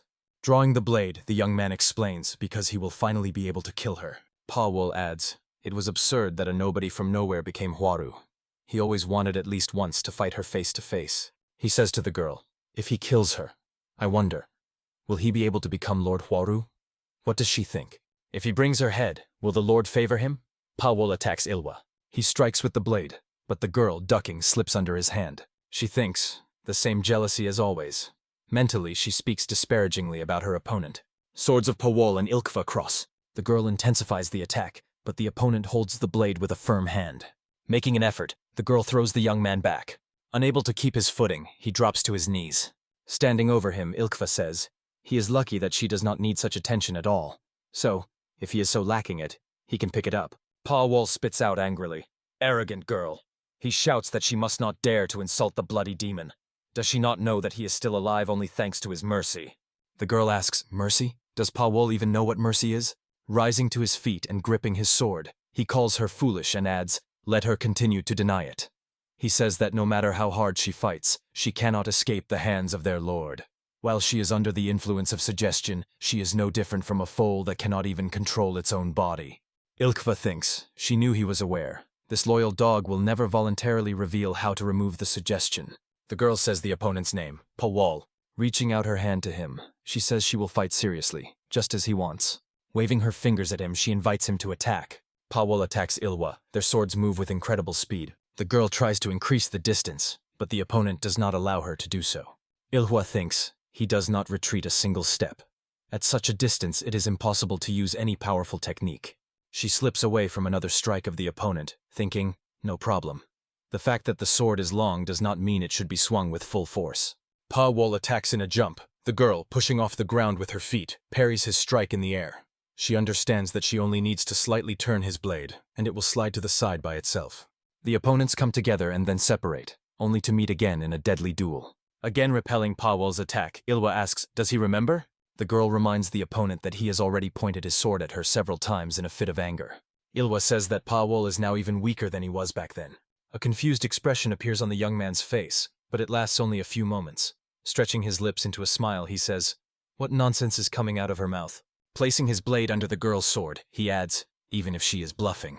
Rushing towards her, he says, does she really think that anything will change? With a powerful strike, Ilhwa repels his attack, but Pavolya still manages to graze her. The young man thinks that the girl should know that wounds inflicted by a sword soaked in blood energy are not so easy to heal. He wonders, does she plan to just keep deflecting his attacks? He decides that it does not matter. After all, death from blood loss is more than she deserves. Feeling her life draining drop by drop. At this thought, Pavolya's eyes ignite with blood-red energy. He, armed with a second blade, lunges at the girl, using the blood tear dagger technique. Ilhwa grips her sword tighter, preparing to repel his attack. The young man, in a leap, hovers over the girl's head, ready to deliver the decisive blow. But Ilhwa makes a jump and increases the distance between them. Pavolya's blade is engulfed in flames. He thinks the girl has enough courage to jump right between the sword strikes. But he managed to wound Ilhwa's leg with one strike. And with the second, he inflicted a wound on her shoulder. Pavolya turns around and attacks Ilhwa again. Performing an incredible somersault, the girl kicks him in the stomach. She grips the sword hilt with both hands, preparing to deliver a stabbing strike. Ilhwa pierces the opponent's body with her sword. A muffled sound bursts from his mouth, and blood spurts from the wound on his back. Curled up on the ground, Pa Wol coughs, bleeding. Bending down and covering his face with his elbow, he forces out, she is small. Raising his eyes to her, the young man says, he thought she was pretending to be righteous to infiltrate the Namgung clan. Looking at the girl enveloped in a deadly aura, Pa Wol says she is simply a wolf hiding among sheep. He adds, who would even approve of the murderous energy emanating from her now? Pa Wol believes her true nature will never change. Ilhwa's hand grips the sword hilt tighter. He tries to say something else, but the girl, raising the sword above her head, interrupts him, saying he doesn't even know his own place. Pa Wol gropes behind the lapel of his kaftan, then suddenly throws two small spheres connected to each other between them. The girl retreats, an explosion is heard. She covers her face with her hand, bent at the elbow. Looking over her hand, she realizes that this is not ordinary smoke. Pavel used a sleeping gas bomb. Looking at the small golden spheres lying on the ground, the girl mentally curses.